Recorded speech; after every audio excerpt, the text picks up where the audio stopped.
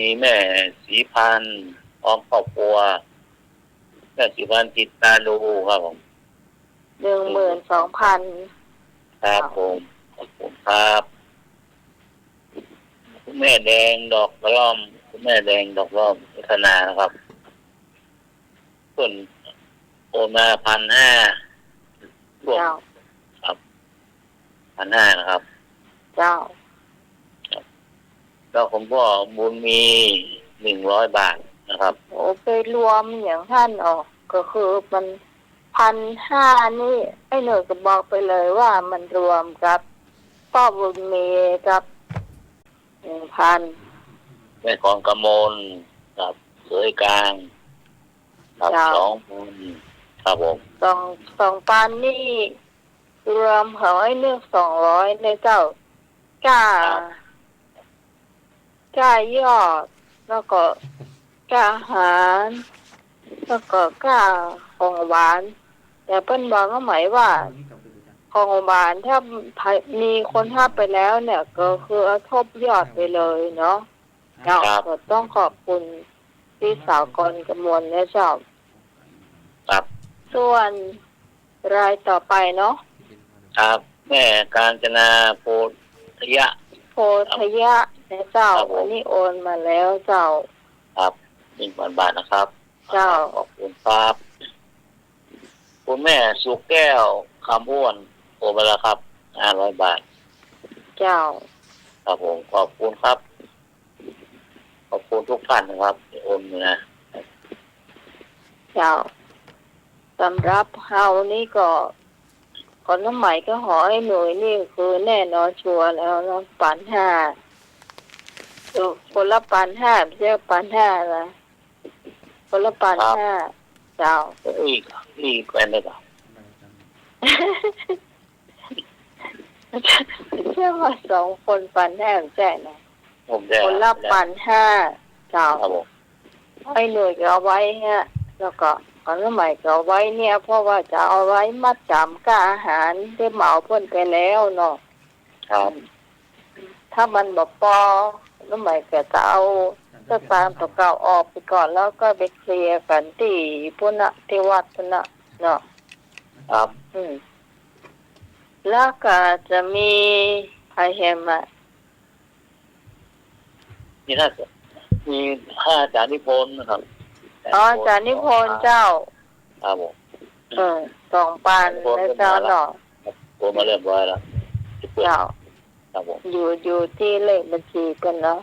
ครับผมครับส่วนที่เพิ่นบอกว่าจะช่วยเหลือเข้ามาแหมเนี่ยก็ยังมีรายชื่อเนาะครับเอายังไม่ได้ประกาศเตื้อมีเจ้ามีเจ้าต่อไปนี้เจ้าสวัสดีเจ้านมัสการครับเป็นพันแท้ครับ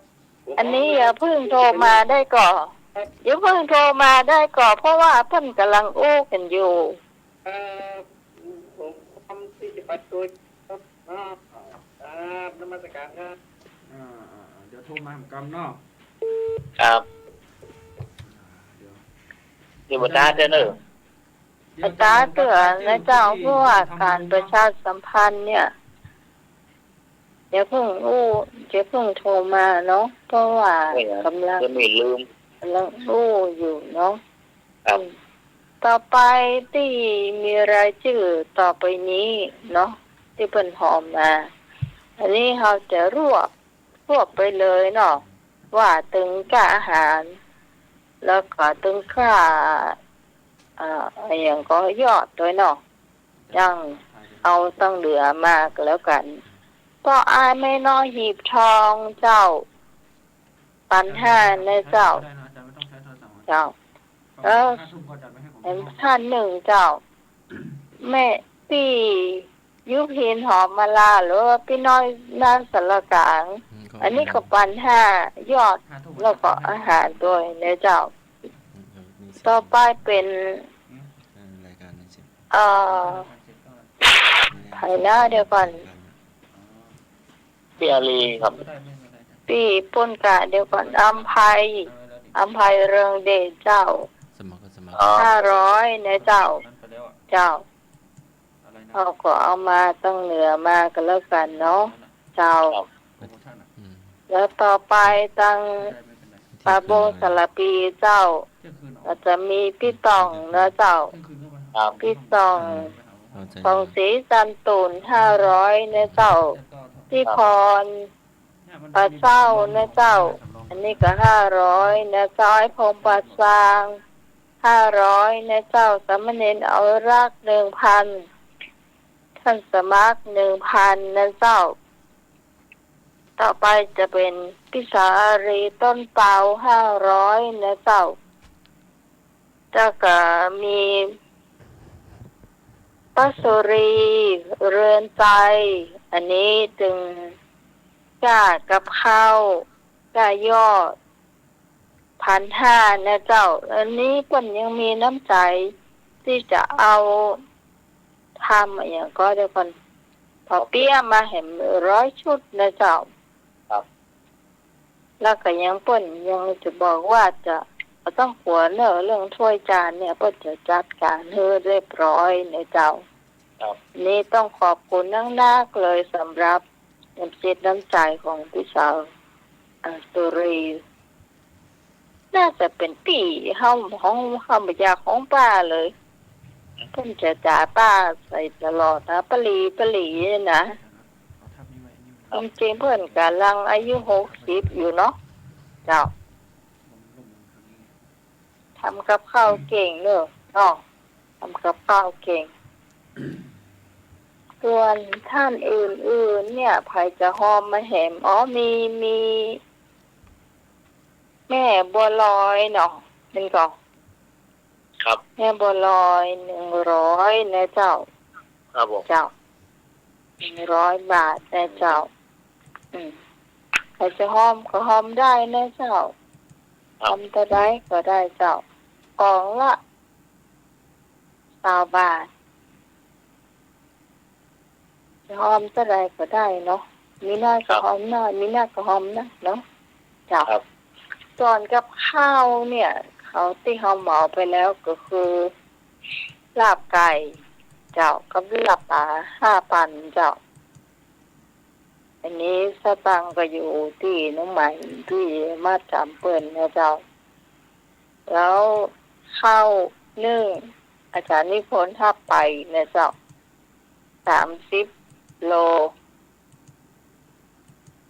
ส่วนของหวานอันนี้คงจะเป็นหม้อใหญ่ๆเลยล่ะเนาะบอก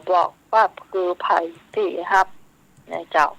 ถึงว่าไม่ต้องบอกแต่เนาะบอกก็ได้เนาะ ครับ เดี๋ยวใกล้ๆมาถึงหูเจ้า ตัวที่ตุ้ยร่ำๆนะคะ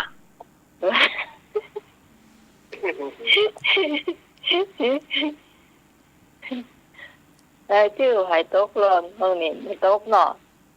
ตกแล้วครับ ฮะ ได้อ่านได้อ่านเลยหรอ อาหารก็อ่านหมดแล้วเหรอ อ๋อครับ ก็คือรวบอาหารตัวไอ้เกี่ย ครับ แม่จันทรา วันแล้วก็กระทบช่วงฮะกอาหารแม่บัดบอกเนอะโอ้กว่าได้หอมยังเอาตั้งแต่ช่วง ครับแม่จะลาตกลงผมมานะครับ มาเถอะอันก็ทักทวงว่าอันชื่อแม่ก็บอกกี่หรอกกอาหาร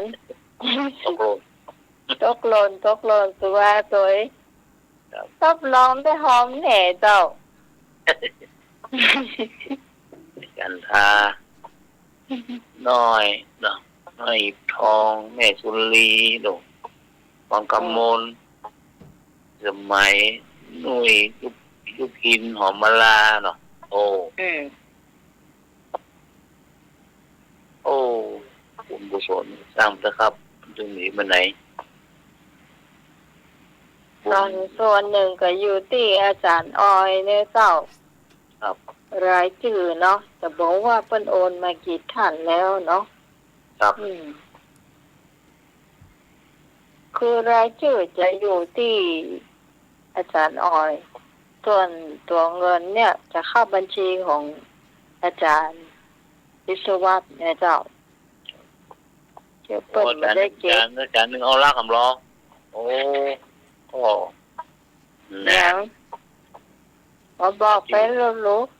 บอกและกัน บอกแล้วถึงท่านท่านสมัครนะครับ ไปลืมไทยใดอ้าวลืมเข้าไปอย่าทวงอยู่ว่าเอ้า กิ๊กฟ้าสบงพิมพ์ไปพิมพ์มาตั้งเจ้าอยู่สักคำเดียว ฮ่า โอ้โอ้มาแล้วเปลี่ยนนั่นก่อนป่ะเปลี่ยนเป็นนั่นโทรศัพท์ของ เราต้องเปลี่ยนนะ ของเงินท่านสมัครก่อน เห็นว่ามันต้องเปลี่ยน พอเปลี่ยนนะ เดี๋ยวผมจะขอออกรายการก่อนเนาะ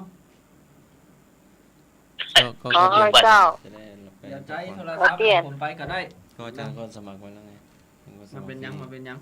ใจเครื่องเนี้ยของอาจารย์สมัครก่อนไว้นี่เนาะเอาของผมใจไปก่อน ให้ในตะวันให้ใจก่อนเนาะ อ๋อเจ้า ต้องเปลี่ยนนั้นทุกอย่างละคู่กันสุดรายการแล้วก็อาจารย์ ที่ของเน ถ้า ต ส วั มัค น รก็สมัครไว้ ชาติ ในตะวันก็ชาร์จในหม้อแบต ก็ของเนตวันชัดมากเลยมันปัด ใหม่ก็แกะกล่องก็เนี่ย 4 ปีแล้วอาจารย์ ฮะ 4 หรือ 6 ปีแล้ว อ๋อใส่หน้ากากใหม่ก็นึกว่าซื้อมา โทรศัพท์เก่านั่นนะ แต่ว่าโทรศัพท์เก่าๆมันก็ดีนะ ไปเปลี่ยน เนาะ หน้ากากใหม่นะมาก็นึกว่าเปลี่ยนใหม่ที่เปลี่ยนให้แล้วนะ แม่นครับ เจ้า เจ้า ก็ประชาสัมพันธ์เรียบร้อยเนาะบอกว่าวันนี้อาจารย์นิพนธ์จะพร้อมก็ไปทัศนศึกษาจังหวัดสุโขทัยมา คนอยู่ในนี่ยัง มาเล่ากันฟังพ่องเหรอในเข้ามาได้ก่อเจ้า อาจารย์นิพนธ์เจ้า เดี๋ยวให้ทางผมโทรเพิ่มก็ได้ขอเบอร์ จะมี เดี๋ยวโทรติดต่อ ไว้ ไปบ่ไหวมาหู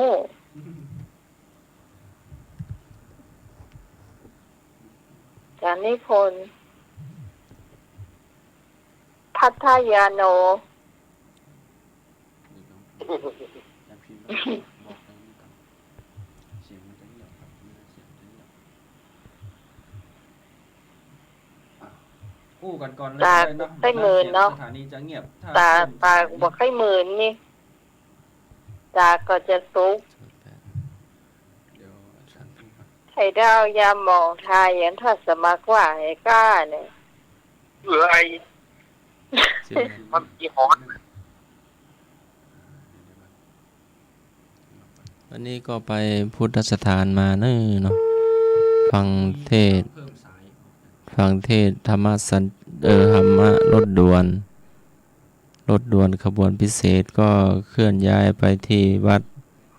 ที่พุทธสถาน เอาละ วันนี้เนาะ มาแล้วเนาะ เจริญพรนมัสการครับ เจริญพรจะเจริญพรละมาแล้วเนาะ อาจารย์นิพนธ์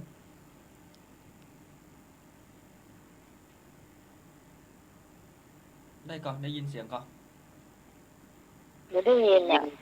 เสียงเบอร์แปลก ฮะ แปะเบอร์เนนตะวันครับ วันนี้เนาะ ๆเบอร์ใหม่ บอก คิดนี้ว่าสานมัสการพระสัมมาสัมพุทธเจ้าพระธรรมเจ้าพระสังฆเจ้าที่เป็นสรณะของธรรมะแต่เกียรติทุกท่านขอกราบนมัสการท่านพระครูสนุทิศวัดสระสิโจรักษาการเจ้าวาดวัดฝ่ายหินผู้ในวยการสถานีวิทยุ145 เมกะเฮิรตซ์กับนมัสการท่านอาจารย์สมัคร ครับผ อาจารย์ ม สุโรครับผม ครับผม สวัสดีครับมือรักผมนมัสการครับเจริญพรโยมบัวเกียงบางตัน เจริญพรโยมคำเอ้ยดอยน้อยพัฒนา นต์ป่าเศร้าในโพนร้องบเดงแล้วก็หลายๆโยมธรรมะไอเคียดทุกท่านขอเจริญพรและกราบนมัสการครับผมเจริญพรโยมหน่วยด้วยคุณครับอย่าลืมงานเนาะ หน้าใหม่อยู่ก่อน ทำไมจะให้เราเรื่องไปสุโขทัยทุกคนสุโขทัยก็ไม่แปลกอะไรหรอกโยมมันฝนตกบ้านเขาเป็นน้ำเหมือนบ้านเราเนาะ ดีแล้วเหรอ ดีแล้วปีกมาได้อ่ะ ฝนตกเขาก็ไม่แปลกนะว่ามาสักก๊อกมาเปลี่ยนกันทีมไม่เหมือนโมยรสชาติก็เหมือนกันนะโยม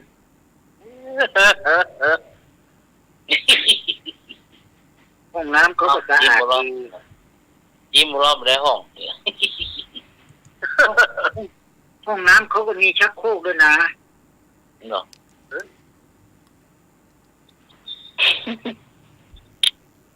ปั๊มน้ำมันเขาก็มีที่บีบน้ำมันเหมือนบ้านเฮานะ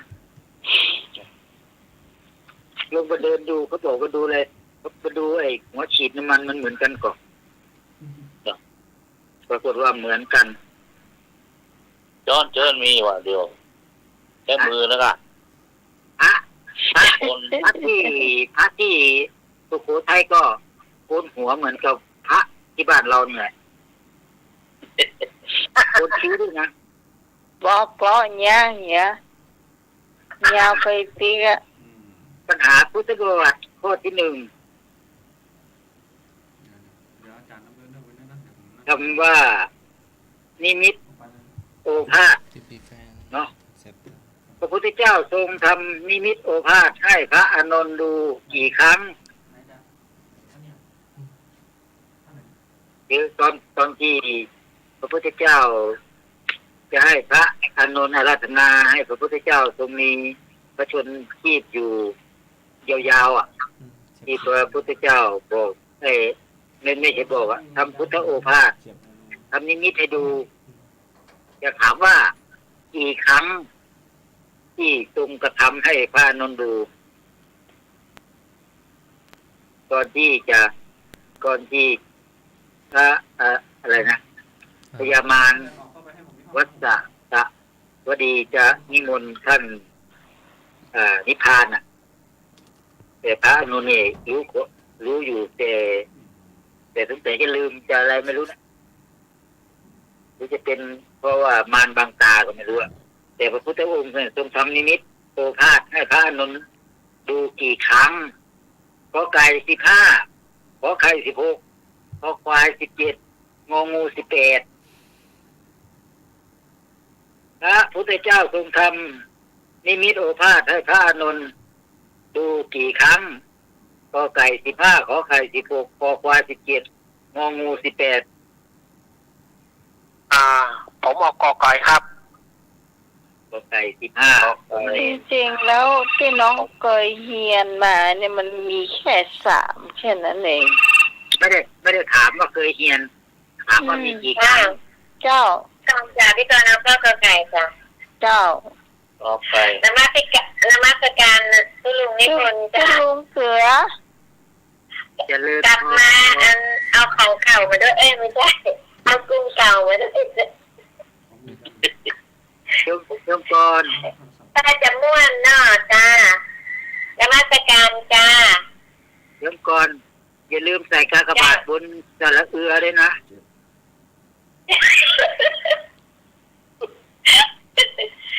เกลือนี่กำลังแห้งนะ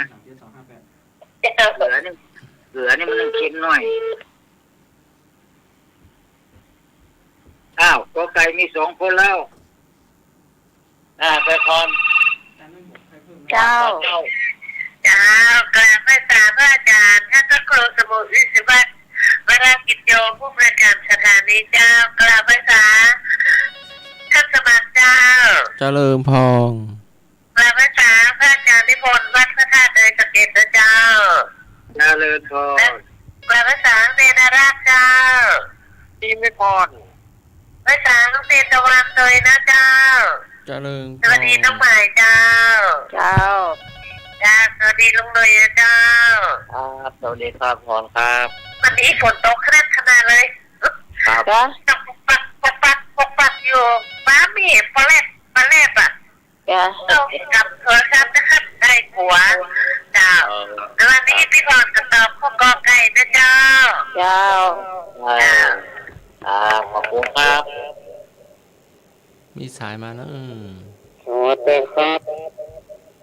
โอ้มาล้อให้สมนึก ใช่ ผมเอากอไก่กงงกครับ ครับสมชายมาแล้ว สมนึกสมนึกจ้าไม่ใช่สมคาลุ ก็หาก็มาเจ้าอ่ะจะเล่นเพื่อนอยู่ ชายเอ้ยสมชาย นมัสการอาจารย์นิพนธ์ครับ ยมนึกได้ฟังเพลงเมื่อกี้ไหมหนูอยากโดนอุ้มอ่ะ จ้าตามตา อันนี้ก็อยากโดนอุ้มไหมล่ะอุ้มจุ่ม อุ้มจ้องนี่กันนะครับ เล่นเพื่อนเอาข้อไหนยมนึกตอบข้อไหน กอไก่ครั กอบ ไก่ ผมใครตอบคนแล้วเนาะเลือก เปิ้น กอ ตอบ ไก่ กอไก่ สมชายเหยางงหัวอ่ะงูหนึ่งคนกอไก่เหยางงหัวกอไก่กี่คนแล้วนะ4 คนแล้วกอไก่4นะครับ เจ้า เอากอไก่เป็นคนเจ้า ไปสลี 5 เจ้า จับน้ำมันการอาจารย์โทนเจ้า เจริญพร จับน้ำมันการอาจารย์เอาลาบ สวัสดีแม่ อาจารย์สมมา เจ้าพ่อง จับน้ำมันการเนินตะวันลูกไม่ใช่อาจารย์เอาไปวันดีเจ้าหนุ่ยวันดีเจ้า เจ้า ครับพี่ครับ การกุศิลเรียนกุศิลเนาะโอ้คิดตุมาเป็นเจ้า ครับ มันการเนินตะวันเจ้า เป็นเนี้ยแน่นต้องบ่ถือ จ้า ครับ กอไก่เนาะ เจ้า ไปพวกแม่บัวลอยไปทางไหนแม่บัวลอยตอบข้อไหนแม่บัวลอยแม่เห็นที่กายปัญหาไม่รู้นะ เจ้า เจ้าที่ต้องเอาเคยคนเนอร์พอไฟก็งอกกันนะ เจ้า เจ้า ปิดต่อไม่รู้ที่ไหนมาเนี่ยก็ แม่โสธรแม่เล็กแม่เล็กละปูเนอร์ ที่กายปัญหาไม่รู้นั่นนะ เจ้าต่อคนติดแล้วกัน ครับ แล้วก็แม่ฮะแม่ปวดแม่กระจานนะแม่ยังก็ แก้ว แม่แก้ว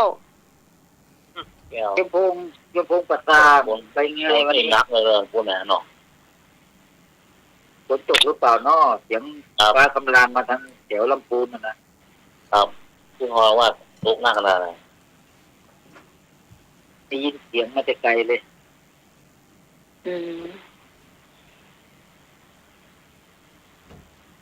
ไม่น้อยสารกลางก็ตอบได้นะไม่น้อยนะ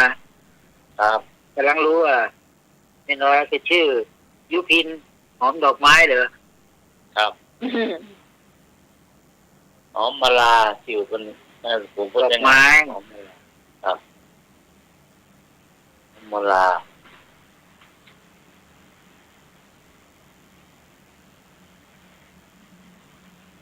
ขอใครบอกมาที่ไม่มีใครตอบเลยเนาะครับอาจารย์สมัครตอบข้อไหน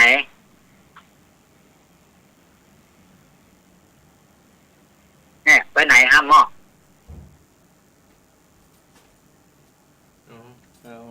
ไปหามะนาว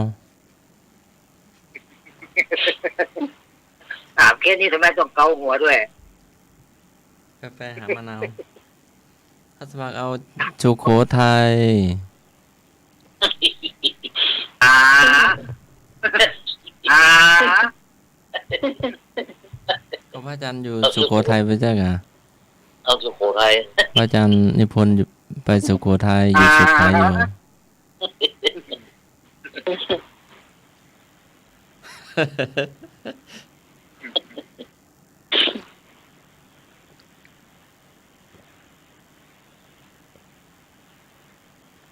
อ๋อมีเห็นก็คุณผู้ฟังที่ตอบข้อนี้เจ้า ตอบมาได้เลย หลวงพ่อกิจว่าไงหลวงพ่อกิจ แฟนพันธุ์แท้ข้อไหน เป็นพันแท้ด้วยเป็นพันแท้ ไม่ได้ข้อเหรอ เจ้า นมัสการครับอาจารย์นิพนธ์ ครับนมัสการ ตอบข้อไหน ต้องนี่เลยเจ้าสารพนนท์เนี่ย เดี๋ยวเสียงไม่ชัดเจนอ่ะ เพราะว่าไม่โทรศัพท์ใช่อ่ะได้ยินชัดนะโยมอ่ะ อ๋อค่ะ ได้ยินโยมชัดนะ หรือว่าของหลวงพ่อเสียงที่มามันขาดหาย ขึ้นนะ อืม ไอ้อดีตแค่ถามปัญหานั้นไม่ใช่2 ข้อเป็น3 ข้อแล้วมันเป็นทำไมต้องเป็นตั้ง10 กว่าล่ะ ก็นั่นสิก็สงสัย ไม่ใช่2-3เองนะลองถามปัญหาใหม่ถามแต่ คือถ้าจะให้หนูตอบนะหลวงพ่อมันมีแค่3 เอง 3 ครั้งเอง พระพุทธเจ้าทรงทำพระพุทธเจ้าทรงทำนิมิตโอภาสให้พระอานนท์ดูกี่ครั้ง อืม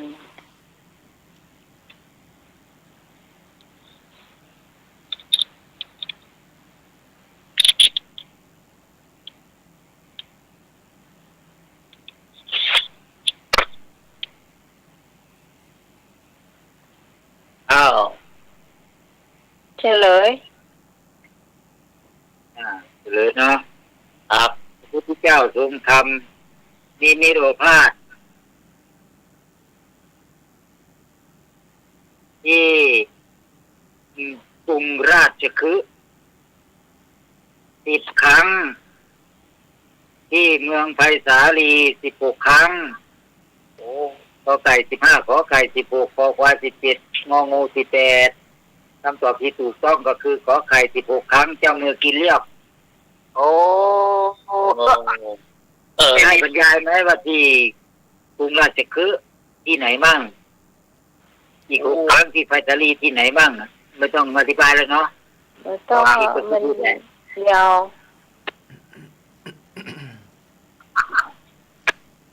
นี่คุณครับท่านอาจารย์สมัครครับ ครับผ คือ ม วันนี้ไม่มีใครได้สักคะแนน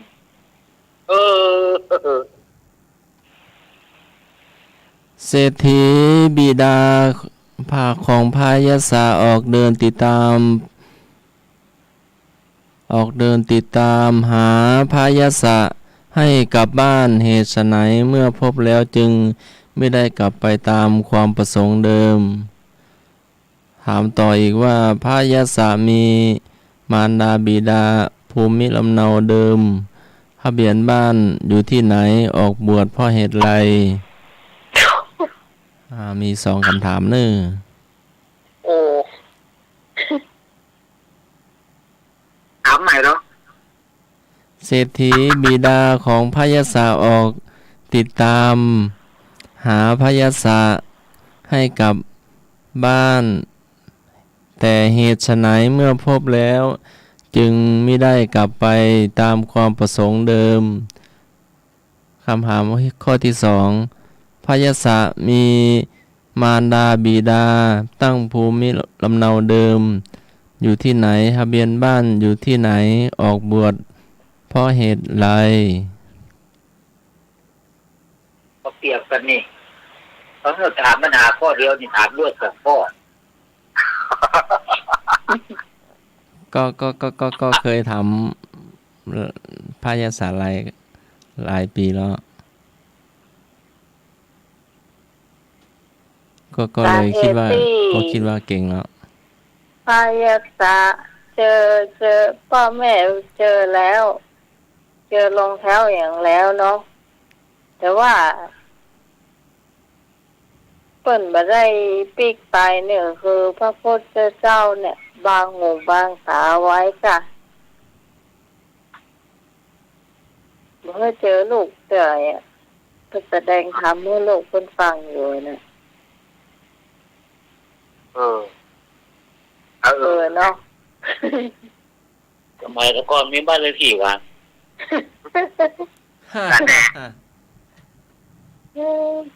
นั่นเลขที่ก็ได้บ้านเลขที่111/1ก็เนาะบ้านอ๋อทะเบียนบ้านทะเบียนบ้านหมู่4ตำบลเมืองแก้วจังหวัดเลยที่ออกบวชก็เพราะว่าที่นี่วุ่นวายหนอที่นี่ขัดข้องหนอผมตอบอย่างนี้เนอะ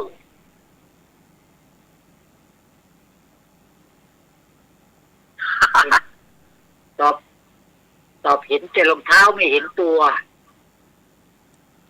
ครับเห็นแต่รองเท้าไหม เอาละเอาไปจะตอบไปจะเสริมเพิ่มไปจะเพิ่มเติมเสริมต่ออันนี้ของท่านสมัครนี่ตึงยอมภาพว่าตึงเมาหัวเนี่ยคุณผู้ฟังหายากมากเลยของอาจารย์สมัครนี่นะหายากก็คือเอาทำเมื่อคนผู้ฟังสับสน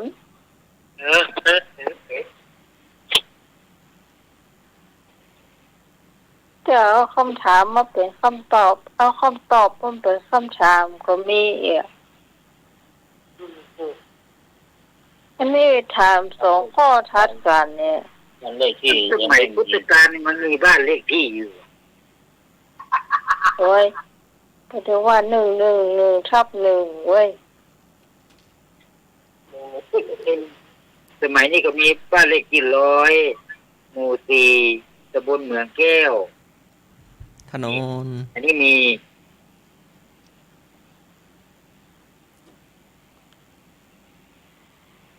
จะเฉลยเลยเนาะครับเศรษฐีบิดาพยาศาออกติดตามหาพยาศาให้กลับบ้านแต่เหตุไฉนเมื่อพบแล้วจึงไม่ได้นำกลับไปตามความประสงค์เดิมต่อเพราะได้ทราบว่าพยาศาบรรลุเป็นพระอรหันต์แล้วไม่ควรเพื่อจะกลับไปครองเรือนอีกต่อไปควรจะบวชเป็นพระภิกษุอย่างนั้นถามตอบมาว่าพระยศมีมารดาบิดาตั้งภูมิลำเนาอยู่ที่ไหนออกบวชเพราะเหตุไรตอบอยู่ที่เมืองพาราณสีใกล้ป่าอิสิปตนมฤคทายวันเพราะมีความเบื่อหน่ายในการครองฆราวาสเนื่องจากได้เห็นอาการของพวกชนบริวารอันเป็นวิปริตโดยอาการต่างๆไม่เป็นที่ตั้งแห่งการยังจิตให้เพลิดเพลินจึงได้ออกจากเรือนไปพบพระพุทธองค์ได้ฟังพระธรรมเทศนาจนบรรลุเป็นพระอรหันต์จึงออกบวชจบข่าวเนี่ยถามเองแล้วก็ตอบเองอันที่เจอรองเท้าเจออันให้มันได้อย่างนี้สิท่านสมรเนี่ยที่หารไม่ยิงนอนทำลายย้อยเลยครับอันนี้ครับอันนั้นเจ้าชายสิทธัตถะเหมือนกันแหละเหมือนกันนะก็คงเหมือนกันมั้งใช่คุณพระเจ้าครับพยาศะยศนี่ก็เหมือนกันนะก็เป็นลูกเศรษฐีนะจะมีทุกอย่างนะเจ้าอาจารย์แบบไหนมาให้พวกเราเครียดไงเครียดยิ่งกว่าเดิมเป็นตาจะนิพนธ์ตอนนั้นน่าไหมน่าจะตอนนักทำตีกันนี่โขดูคือนะ อัน ข้อที่สาม อันนี้ที่ถามเป็นนักธรรมชั้นโทนะมันก็เลยคำถามมันก็เลยเป็นอีกชั้นหนึ่งก็ ไม่ต้องแก้ตัวอะไรทั้งนั้นแหละ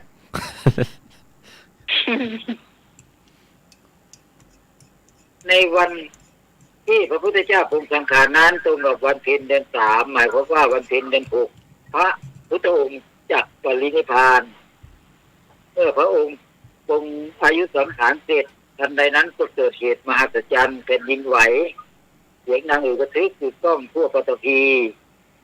พระอานนท์เห็นเหตุการณ์อัศจรรย์นั้นจึงรุดเข้าไปเฝ้าพระพุทธเจ้าถามถึงเหตุอัศจรรย์และได้รับพระดำรัสตรัสตอบว่าการที่แผ่นดินไหวนี้ เคยเกิดขึ้นเหมือนกันอยากทราบว่าจงตอบพระอานนท์ว่าอย่างว่าแผ่นดินที่ไหวนั้นมีกี่ประการถามว่าพระพุทธเจ้าตอบเรื่องแผ่นดินไหวให้พระอานนท์ฟังมีกี่ประการขอไก่4ประการขอควาย6ประการขอไข่6ประการขอควาย8ประการงองู10ประการพระพุทธเจ้าตอบเรื่องแผ่นดินไหวให้พระอานนท์ฟังมีกี่อย่างในครั้งที่พระพุทธองค์ทรงอายุสังขารขอไก่4ประการขอไข่6ประการขอควาย8ประการงองู10ประการเพราะว่าข้อแก้คือครับ นี่ตอบกี่ประการ ผมตอบข้อกอไก่ครับ ขอไก่4ประการ 4ประการ เจ้า จ้าพี่ก็ตอบข้อกอไก่หน้าเหมือนเลย เจ้า ครับ อัสมาตอบใส่ประการอัสมา เจ้า อัสมาตอบใส่ประการ ก็เอาข้อกอไก่จ้า เจ้า รวมกันวางขโมยอีกแล้ว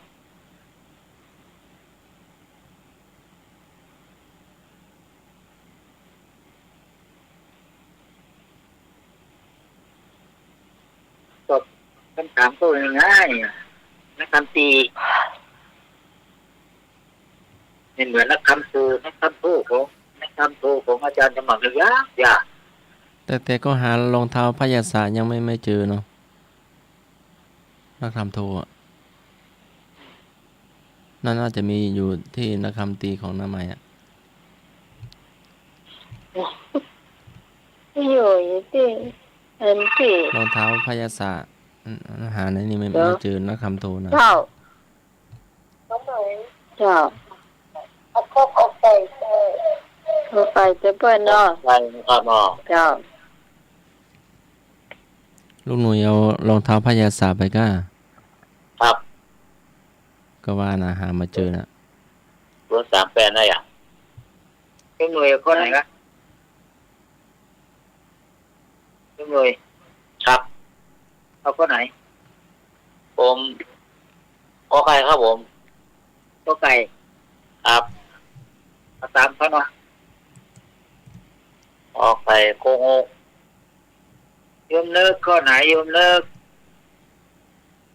มีข้อไก่มีอย่างอ่ะ 4ประการ6ประการ 4 6 8 10 ทำไมห้อยไหน ข้อ8 ขอควาย เจ้า ต้องเอาขอไก่6ประการ ดีละแยกกัน ขอไข่ แยกกัน แม่ ช่วยกัน ควร ช่วยกันลำไป เจ้า จ้า เจ้า โยมพรมาหรือยังเนี่ยโยมพรมายัง พี่พรเอากอไก่ ขอไข่ ขึ้นห้อง องค์กระจัง ปากตาโยมเลิก ไอ้เนื้อ โยมเลิก สงสัยข้อไหน ผมนึก โอ้สมนึก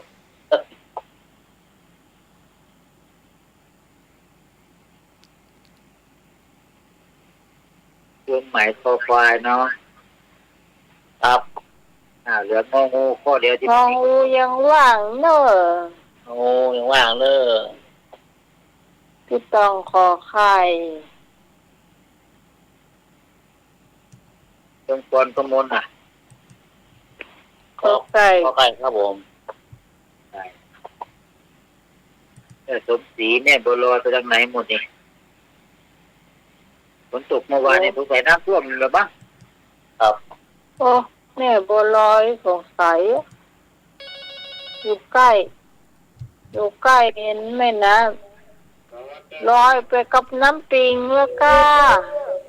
สวัสดีครับ เจ้าไอ้นึก งองูยังบอกมีพระเอาทิศนอก เจ้า ผมเอางองูอีกตัวเฮ้ย เจ้าโอ้มันโคกอยู่เนาะ ครับ งูเนาะ อืม ครับครับ หน่อยมันโคก โอ้ เยอะ โหเราก็เฉลยเนาะ เจ้า ในสมัยที่พระพุทธเจ้าทรงถึงอายุสังขารนั้นนะพอปรุงอายุสังขารเสร็จในนั้นเกิดเหตุมหัศจรรย์เป็นดินไหวเสียงดังถูกต้องท่านนเห็นเหตุการณ์ก็เลยไปรุดไปเฝ้าพระพุทธเจ้า แล้วก็ถามเหตุมหัศจรรย์นั้นนะ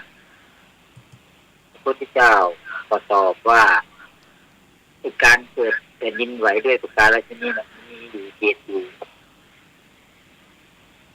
8 ประการ โอ้ หมายเป็นคำตอบที่ถูกต้องนะ โอ้ ก็คือ1ลมกำเริบ2ท่านผู้มีฤทธิ์บันดาล3พระโพธิสัตว์จุติจากสวรรค์ชั้นดุสิตลงสู่คันมารดา4พระโพธิสัตว์ประสูติ5พระตถาคตตรัสรู้6พระตถาคตแสดงพระธรรมจักรกับปวัตนสูตร7พระตถาคตปรุงอายุสังขาร8พระตถาคตดับขันธ์ปรินิพพานมีอยู่8 ประการถูกคนเดียว ถูกคนเดียว แม่ลูกบัวเกี่ยงนี่เดาหรือว่ารู้มา ดาวอันนี้มัน ผมรับเลยเนาะ ถูกมากกว่า โอ้โหท่านนิมนต์ครับอาจารย์นิมนต์ครับไม่ต้องวิจารณ์ถ้าไม่ถามผมที่ถามนะ พระสาวกผู้สำเร็จเป็นพระอริยบุคคลฟังพระธรรมเทศนาเรื่องเดียวซ้ำ2 ครั้ง คือพระธรรมเทศนาเรื่องอะไรพระสาวกผู้สำเร็จเป็นพระอริยบุคคลเพราะฟังธรรมเทศนาเรื่องเดียวซ้ำ2 ครั้งคือใครธรรมเทศนาเรื่องอะไร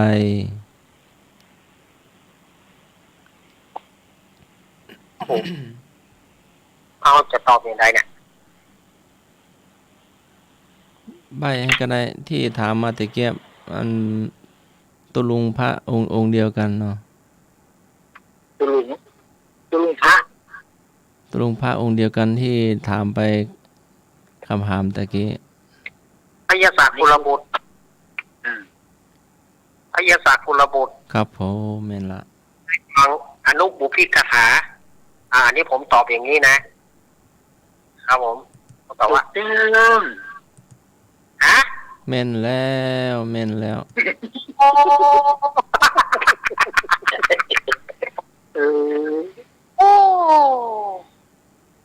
้อต่อไปเลย อาจารย์ อนุบุพิกถาหมายถึงธรรมเทศนาที่แสดงเนื้อความลุ่มลึกลงไปโดยลำดับเพื่อขัดเกลาอัธยาศัยของผู้ฟังให้ประณีตยิ่งขึ้นจนจิตของผู้นั้นพร้อมที่จะเข้าใจในสัจธรรมจึงทรงแสดงอริยสัจธรรม 1. ทานศีลภาวทานศีลสวรรค์โทษแห่งกามออกจากกาม5 ข้อเนาะ อย่าไปย่อยอ่ะ มันก็เป็นหัวข้อธรรมเนาะ พอ อริยสัจสี่นี่ก็รู้กันเยอะอยู่ เนียนเลยยังไงเนียนก็ได้เนียน ต่อ ก็ ไป ได้ ข้อที่5พระมหากัสสปะสำเร็จเป็นพระอรหันต์ใช้เวลากี่วันกอไก่6ขอไข่7กอควาย8งองู9พระมหากัสสปะสำเร็จเป็นพระอรหันต์ใช้เวลากี่วันกอไก่6ขอไข่7กอควาย8งองู9 6 7 8 9อันนี้ผมเอาข้อขอไข่เนอะ ขอไข่ 7 วันครับผม แต่นี้นะเอา7 วัน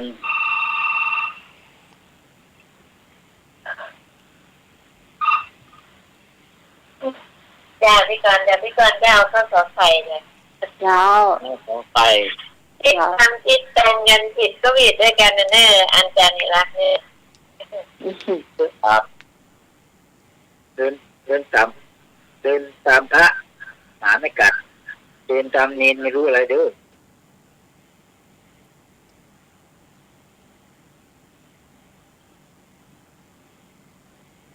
มหา เลย กัสสปะนะ กี่วันเอ่ยเจริญพร สวัสดีครับ เจ้า โดยพระเอารักครับขอบคุณพระมหาบักครับ เจ้า พี่สอบเอา8 วัน ต้องสวยเกินเนาะ ออกไปหรอก จำเป็นต้องสวยเดี๋ยวเจ้า โยมนึกว่าข้อไหนเมื่อกี้เนี่ย เดี๋ยวพี่ก่อน ผมนึกเอาขอไข่ครับผม ทำไมจะเอา9 วัน งองู เจ้า จ้าไหมพี่พรนับกอไก่ดีกว่าเจ้า เจ้า อ๋อครั เอา บ ล่ะปบ ขอไข่6 วัน ขอไก่ก็มีขอไข่ก็มีขอควายก็มีเหลืององู โอ้ เนาะ โอ้ทำไมเอา เดี๋ยวหมายเอาละสามเณรก็7 วันเนาะยมหน่วยเอากี่วัน เดี๋ยวขอไข่ตัวก่อน ชื่ออย่างก็ นึก9 วัน มหาอย่างก็เดี๋ยวนี้ พระมหากัสสปะสำเร็จเป็นพระอรหันต์ใช้เวลากี่วัน6 7 8 9กัสสปะ สมัครมหาปรริญญาธรรม มหาปรริญญาธรรมได้ก่อน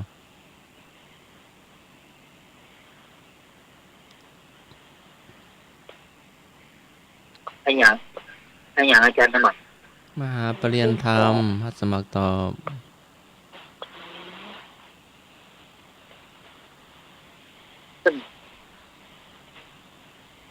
เพิ่นจะไปฝางตัวเก่าจะไปเวียงกว่าเป้ามันติดคนเรื่อยๆนั่นจ้า ก็จะไปฝางไม่จะไปป่น ไม่ได้ไปตัวกันเหรอ ลำปางวะ ไปคนละที่เลยเนาะ เพื่อที่คนเลยเทศนาอาจารย์สมัครไงเนาะ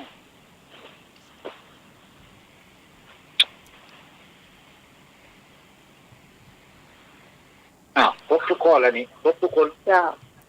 เนาะพระมหากัสสปะสำเร็จเป็นพระอรหันต์ใช้เวลากี่วัน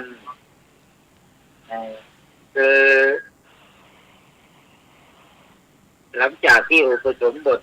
ด้วยวิธีโอวาทปฏิฆะมูปะสัมปทาเป็นพระแล้ว ท่านบำเพ็ญเพียรในสมณธรรมอย่างเคร่งครัด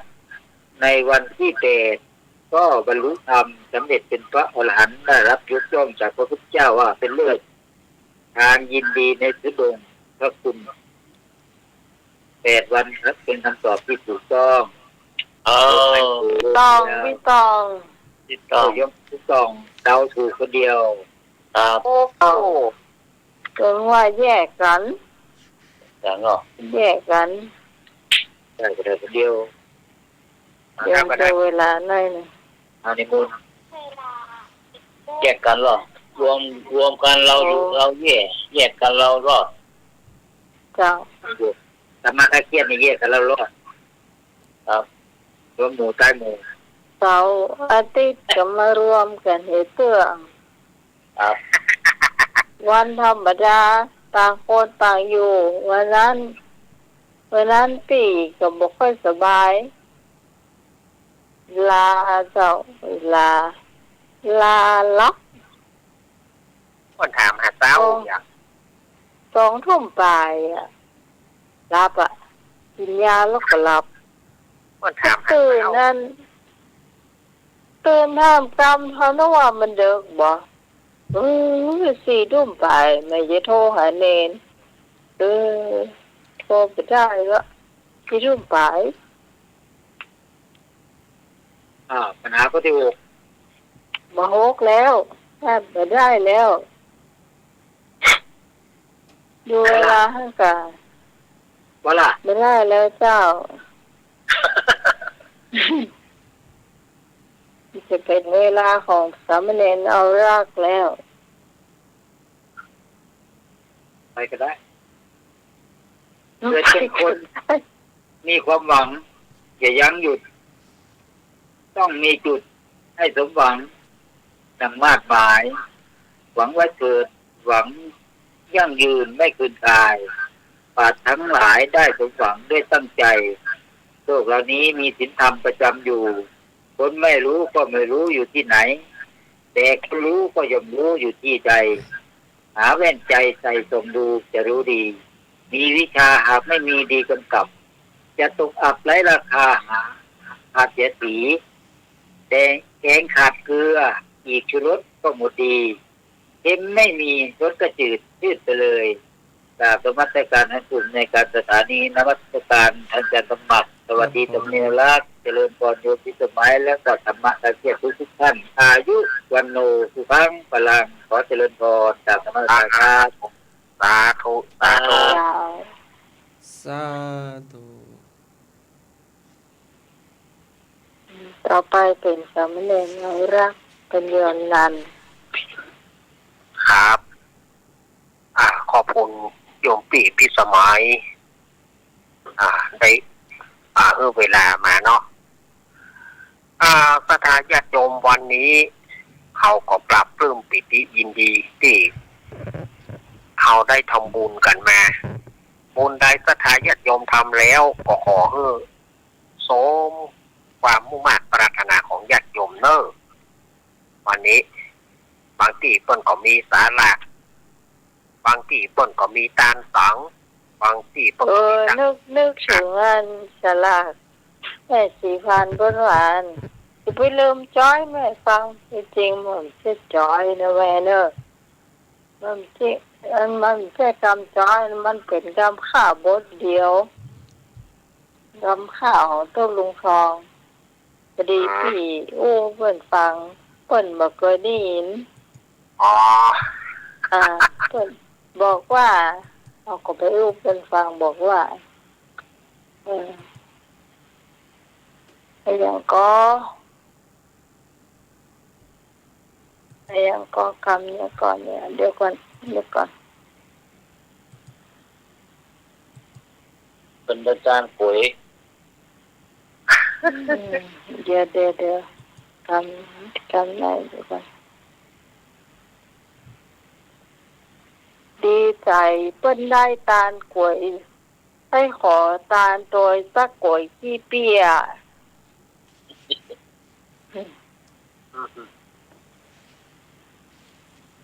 ดีใจแต่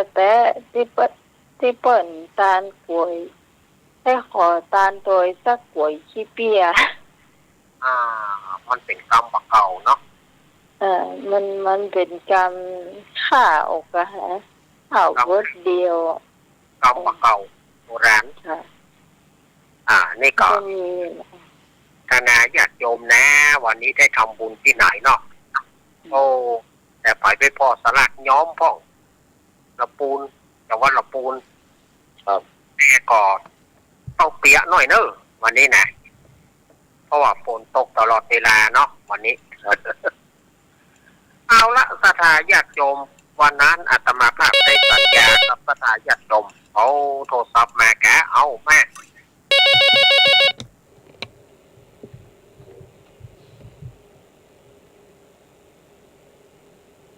ว่าจะ เจ้า ได้ ได้ นมัสการครับครับผม แล้วไม่มีนี่ก็มีเราครับตามคุยคือมีตามทำไปแล้วมีทำครับตั้งครับ เพราะ เอา มันมี เดี๋ยวเรานิทานก่อนเนอะไอ้เนอะ นมัสการครับ นิทานก่อนวันนั้นเล่นโทรมาเที่ยงคืนป่าย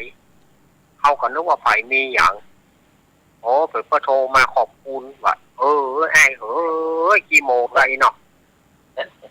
ไม่ได้นะไหมนี้ต้องปิดโทรศัพท์ยิ่งโทรศัพท์บ้านเนี่ยที่สะดุ้งจัดรายการแล้วนี่ปิดเลยนะตึ้งเพื่อใส่ได้โทร วันนั้นอาตมาภาพได้สัญญากับศรัทธาญาติโยมว่าจะเอาในเรื่องสลากแถมตำราหนึ่ง จ้า ไป2 ตำราละวันเสาร์เขาเล่าไปตำราหนึ่งวันอาทิตย์เขาเล่าไปตำราหนึ่งแล้ววันนี้ก็เหลือแถมตำราหนึ่งอันเนี้ยแต่ศรัทธาญาติโยมจะยึดถืออันไหนแต่มันก็ไปจุดประสงค์อันเดียวกันนั่นนะก็คือจุดประสงค์จุดหมายอันเดียวกัน แต่ว่าเพิ่นแบ่งอย่างที่อาตมาว่าไป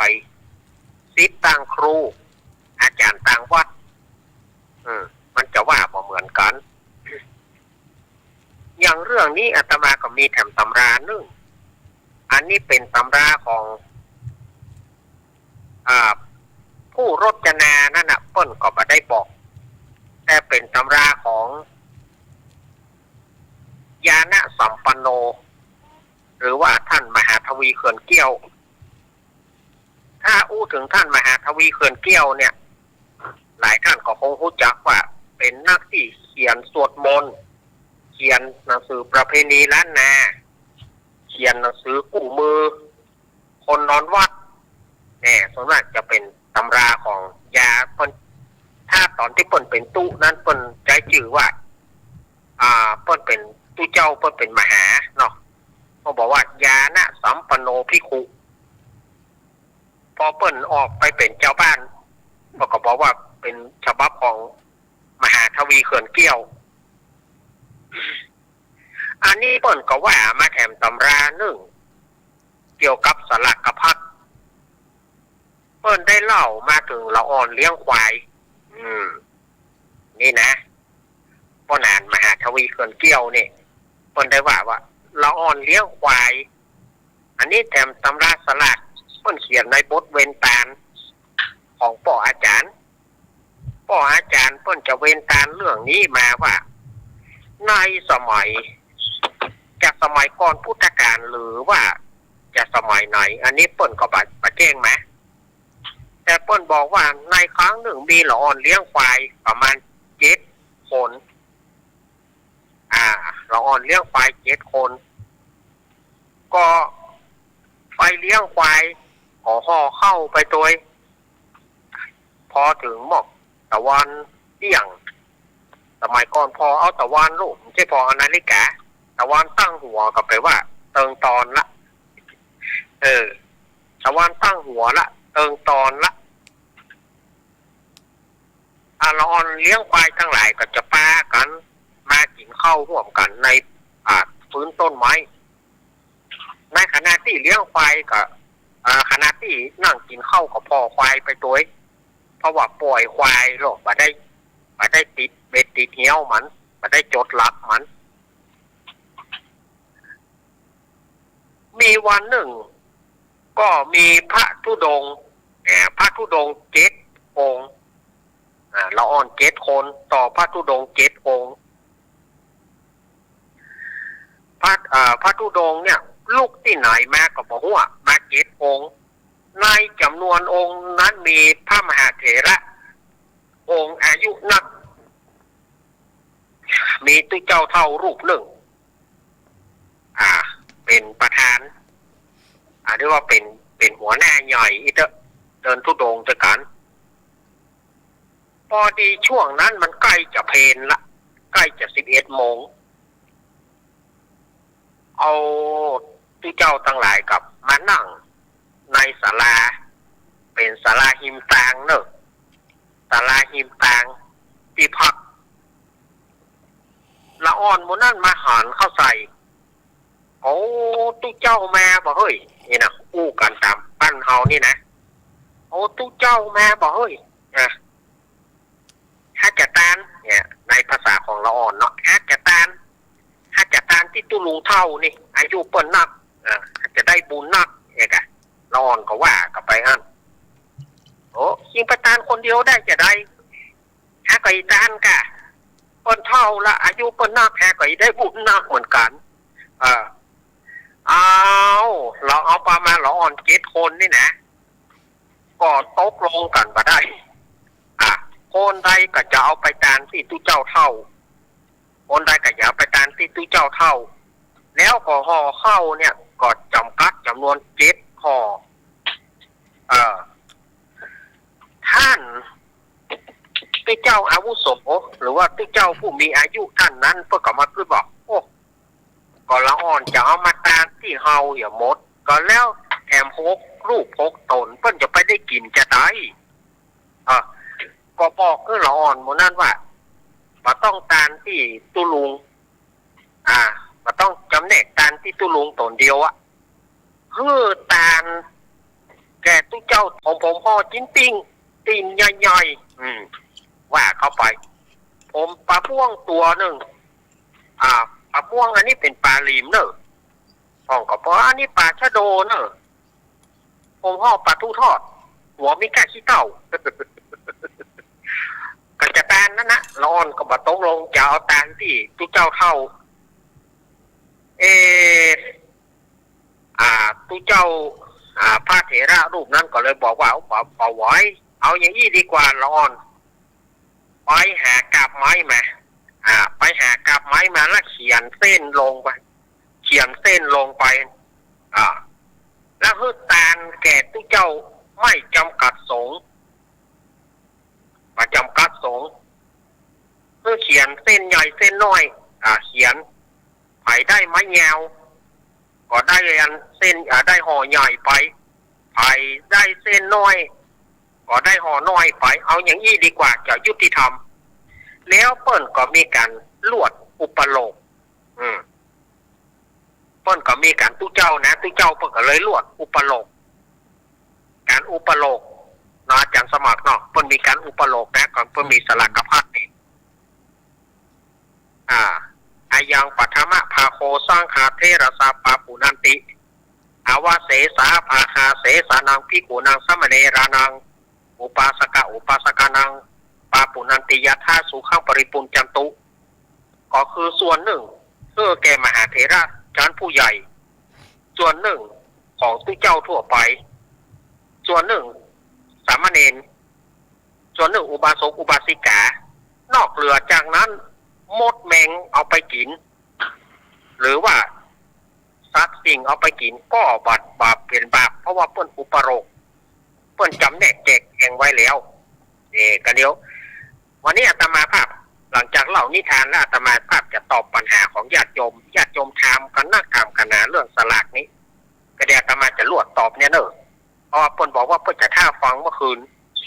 ที่104เอาละแต่กี้ไปถึงไหนแต่กี้ไปถึงแบบละอ่อนตั้งหลายก็เอากาบไม้มาแล้วก็เขียนเส้นลงไปเอามีนเอาทางเขียนลงไปเส้นใหญ่เส้นน้อย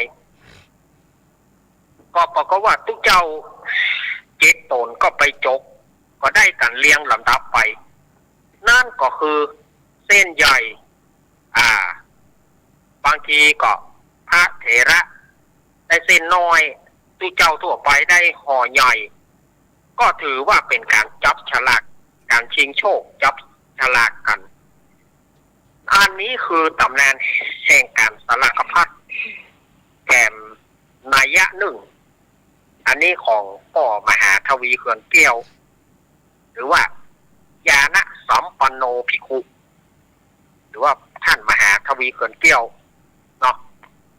นี่เปิ้นก่อเสียชีวิตไปเมินละถึงแก่กรรมไปเมินละพ่อมหาทวีเขื่อนเกี้ยวก็ยังคงเหลือแต่เหลือแต่หนังสือหนังหาที่เปิ้นได้รจนาแต่งไว้ที่เปิ้นได้รจนาแต่งไว้ในหนังสือสวดมนต์พ่องประเพณีดั้งเดิมพ่องอย่างพ่องผู้มื่นคนนอนวัดพ่องหนังสือพรหมชาติพ่องอย่างพ่องนี่ก็ถือว่ายังคงเหลือตัวตายแต่ชื่อยังเหลือตัวตายแต่ชื่อยังอยู่ครับท่านพ่อมหาทวีเขื่อนเกี้ยวเนาะนี่ก็ไปในที่อาตมาเล่าให้ฟังอาตมาจะตอบปัญหาของโยมที่ถามว่าข้าวโคนโบราณว่าท่านอาจารย์ช่วยตอบที่104กำเนิดอีแม่จะฟังเมื่อคืนเนี่ยแต่ถามเปิ้นก็บอกว่าเปิ้นอยู่ที่ไหนเปิ้นบอกว่าเปิ้นจะฟังเมื่อคืนบ่เสาร์ก็ติดช่วยชี้แจงให้แม่กำโคนโบราณเปิ้นว่าเวลากินสลากนั้นเผ็ดนักฉะนั้นบ้านอีแม่เขาจึงบ่นิยมกินสลากบ่นิยมทานสลากเพราะว่าเผ็ดนักมันแต่ก็อีแม่กลัวเป็นผีเป็นเพศโยมแม่คำว่าผีเปรตนักเนี่ยมันบ่เป็นของจริงคือตู้เจ้าเปิ้นแจกแจงไว้หมดแล้วอย่างที่อาตมาว่ากรรมอุปโลกแจกแจงไปตะเกียส่วนหนึ่งแด่พระเถรานุเถระส่วนหนึ่งแด่ภิกษุสามเณรทั่วไปส่วนหนึ่งเป็นของอุบาสกอุบาสิกาเหลือจากนั้นหมูหมากาไก่นกหนูหมดแมงเอาไปกินพ่อบ่เป็นบาปเพราะว่าเปิ้นแจกแจงไว้แล้วเหตุที่คนไปเข้าใจว่าเวลากินสลากนั้นเปรตนักก็คือว่าส่วนมากมันจะบ่ได้ขอบ่ได้ขออนุญาตปงปันเวลาได้มาแล้วโดยเฉพาะอย่างยิ่งละอ่อนเอาก่อนนะว่ากล้วยก็อ้อยเขาไปอย่างยามนี้ยามกว่างยามนี้ยามกว่างหมายกล้วยหมายอ้อยคือกว่างกว่าบ่ได้ลู่กันบางพ่องก็ลู่แป้งบางพ่องก็ลู่ขนมบางพ่องก็ลู่บ่นอแน่ถ้าทายญาติโยมรู้จักบ่นอแน่บ่นอแน่ก็คือบางที่ก็ห้องบ่น้อยแน่บางที่ก็ห้องบ่แน่ก็คือบ่น้อยแน่นั่นนะเพราะมันจะห้องกันอย่างนี้บางพ่องก็เปียบ่โอโลนอันเนี้ยคนตั้งหลายที่มองหันก็คิดว่ามันเป็นเพศนักเพราะว่าเขาบ่ได้ขออนุญาตไปถึงก็ลู่กินลู่กันเอาอันนั้นอันนี้แท้ที่จริงนั้นตู้เจ้าเปิ้นอุปโลกเรียบร้อยเปิ้นแจกแจงเรียบร้อยเปิ้นแจกแจงไปเป็นของสงฆ์แล้วตกอยู่ที่สถานที่ใดก็ไผเอาไปกินก็บ่บาปแต่บางที่บางแห่งมันก็เกินไปบางที่บางแห่งก็เกินไปตู้เจ้าบ่ได้เข้าจะเป็นปลากระป๋องเป็นยาสีฟันอย่างตู้เจ้าบ่ได้ไว้ก็มีเพราะว่าญาติโยมเอาไปอย่างหมดอันนี้ก็จะต้องอยู่ที่กรรมการก็จะต้องดูตัวจะไปฮื้อเขาว่าตามใจเขาก็เรียบร้อยอาจจะต้องมีกรรมการคอยควบคุมแล้วก็แบ่งแจกแจงกันอันนี้สำหรับพระสงฆ์องค์เนรอย่างหน้านี้มันเป็นหน้าฟ้าหน้าฝนปลากระป๋องมาม่าอาจจะต้องมีไว้กับพระสงฆ์องค์เนรเวลาที่บ่ได้ออกบิณฑบาตก็จะต้องอาศัยปลากระป๋องหรือมาม่าอันเนี้ยเพื่อยามฟ้ายามฝนข้าวสารสมมติข้าวสารก็จะต้องแจกแจงไว้ปัจจัยว่า เขาไปเอาหมดถ้าเขาไปเอาหมดก็คือเรียบร้อยไปได้อย่างไว้โยมก็กลัวเป็นเปรตแต่แท้ที่จริงเปิ้นแจกแจงไว้หมดแล้ววันหลังจะเอื้อนท่านอาจารย์สมัครว่ากรรมอุปโลกคือฟังแห่งกรรมเนาะ วันหลังเนาะเปิ้นแจกแจงอย่างใดนะฉะนั้นเปิ้นเขาว่าการตานนี้ก็มันเป็นของบริสุทธิ์บริบูรณ์เหมือนกันแต่ว่าบางคนก็ถือวิสาสะอันนี้ก็อาตมาตอบปัญหาคือโยมแม่แล้วเนอะโยมแม่ที่ถามอาตมามาอันนี้ตอบเพื่อเรียบร้อยแล้วเนอะหวังว่าโยมแม่ก็คงฟังอยู่เนาะแล้วมาโทรมาหาเมื่อรุนอีแม่รับไปบัดได้ฟังอันนั่นก็บัดจ้างจะว่าแล้วเนอะ นั่นบัดจ้างว่าแล้วเนอะบอกหูจะอู้อย่างใดแล้วเนอะอาตมาจะบ่ลืมแล้วนะถ้าจะลืมก็ปีหน้าเพราะถ้าอาตมายังมีบุญได้จัดรายการธรรมะคลายเครียดอยู่ปีหน้าพวกค่อยปะกัน เนาะสำหรับรายการของอาตมาช่วงของอาตมาก็คงมีไว้จะอีกขอบคุณพี่พิสมัยที่ถวายเวลาช่วงของการเล่านิทานของอาตมาเนาะขอขอบคุณเนอะเจริญปอนเจ้าสำหรับอย่างเขาบอกว่าฟังย้อนหลังได้ร้อยกะเนาะฟังย้อนหลังได้ร้อยฟังย้อนหลังเองฟังย้อนหลังทาง Facebook YouTube ได้กะได้ค่ะถ้าโยมที่เปิ้นมีโทรศัพท์มีโทรศัพท์สัมผัสก็จะดูย้อนหลังได้ครับหรือมึงหัวอาจารย์หรอหัวอาจารย์ออกมาหรอเนาะครับหัวอาจารย์ออกมาอันนี้ก็คลิปเสียงไงล่ะผมเนอะครับเจ้าสำหรับวันนี้ข้าเจ้าก็มีนิทานที่เคยฟังท่านอื่นๆเล่ามาแล้วแต่ตะคืนเนี่ยข้าเจ้าให้เปิดฟังที่หมิงธรรมสถานเนาะที่หมิงเรดิโอเป็นคลื่นของวัดหัวฝายตำบลห้วยทรายอำเภอแม่ริมนี่เจ้าเป็นพระบาทสีรอยของเฮาเนี่ยแหละเจ้าโอ้พระบาทไหวเนาะเจ้าก่อนอื่นที่จะเล่านี่ก็เขาเคยฟังท่านอื่นเล่าวันนี้ข้าเจ้าจะมาเล่านะเจ้าคือฟัง2 ชั่วโมงเกินแต่คืนนี่นะวันนี้จะพยายามเล่าให้มันกระชับเข้ามาแต่ความเพื่อมันรู้เรื่องเนาะเจ้าพี่ว่าไปตื้อป้าว่าไปเถอะเจ้าไปถึงว่าอย่างหรอตาสบายแล้วเรื่องที่จะเล่าให้ฟังนี้มันเกี่ยวกับคุณหลวงวิลังคะนะเจ้าครับแล้วก็เจ้าแม่จามเทวีเนาะ2 ท่านนี้คุณหลวงวิลังคะนี่นะเจ้าเพิ่นเคยเป็นละอ่อนแล้วก็เคยตายมาแล้วแล้วทีนี้มีพระฤาษีชุบชีวิตขึ้นมาแล้วเพิ่นก็ได้เลี้ยงดูคุณหลวงวิลังคะนะเจ้าแล้วอันพระนางจามเทวีเหมือนกันนะเจ้าเพิ่นก็ตายเหมือนกันแล้วก็มีเนี่ยฤาษีท่านเดียวกันเนี่ยก็เกิดชุบชีวิตขึ้นมาให้ใหม่ทำมาเป็นศิษย์เดียวกันนะเจ้าศิษย์เดียวกันเลยอยู่ที่เดียวกันเลยแล้วก็มีแหมท่านหนึ่งนี่ก็เป็นที่เป็นสามีของพระนางจามเทวีอันนี้ก็เป็นศิษย์เดียวกันนะเจ้าพระฤาษีท่านเดียวกันเนี่ย แต่ละท่านแต่ละคนเนี่ยตั้งแต่น้อยๆก็เล่นกันมาด้วยกันแล้วก็แต่ละคนนี่จ้างคนละอย่างละอย่างหนึ่งคุณหลวงวิลังค่าเนี่ยเปิ้น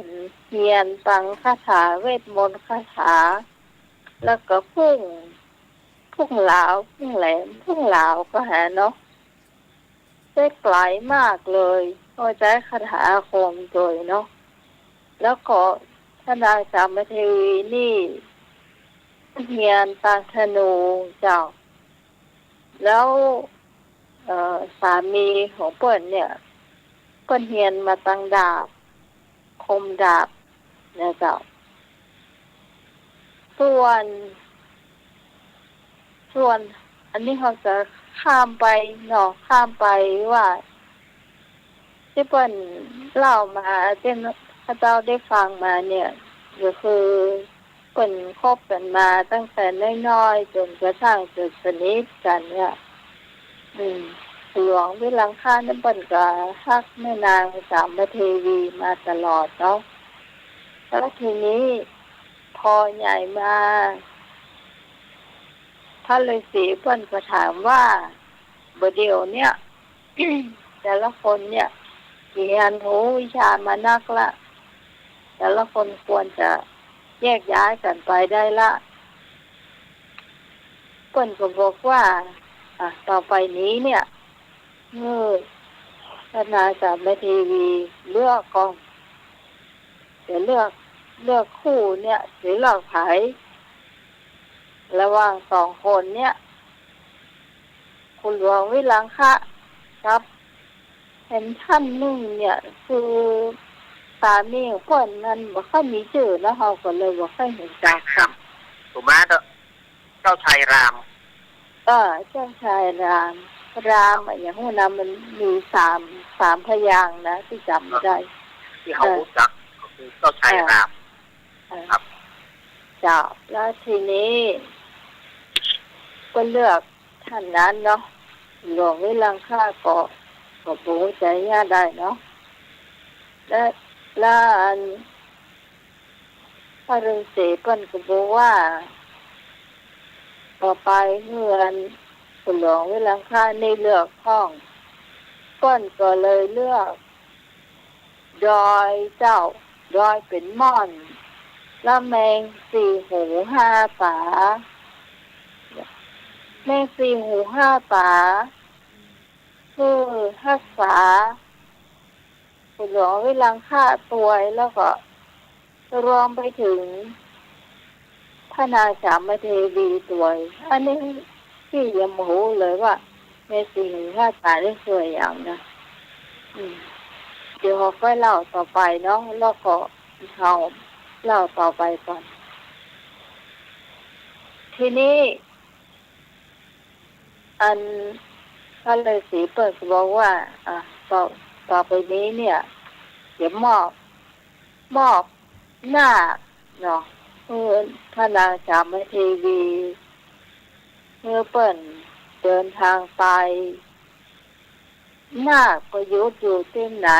ก็คือนางสามเทวีไปตั้งรกรากอยู่ที่หั่นไปตั้งเมืองอยู่ที่ฮันฮือมันเจริญรุ่งเรืองนี่นะทีนี้พระนางสามเทวีเนี่ยสาวหน้าแล้วก็เดินทางไปซ้อมแฟนเพิ่นเนาะมาถึงเนี่ยกันฮริพุนชัยเนี่ยเจ้าวัดพระธาตุฮริพุนชัยแล้วเปิ้นหันธาตุเนี่ยเจ้าหันธาตุแล้วเปิ้นก็เลยว่านาคก็บ่ยอมไปนะเจ้าอยู่ที่หั่น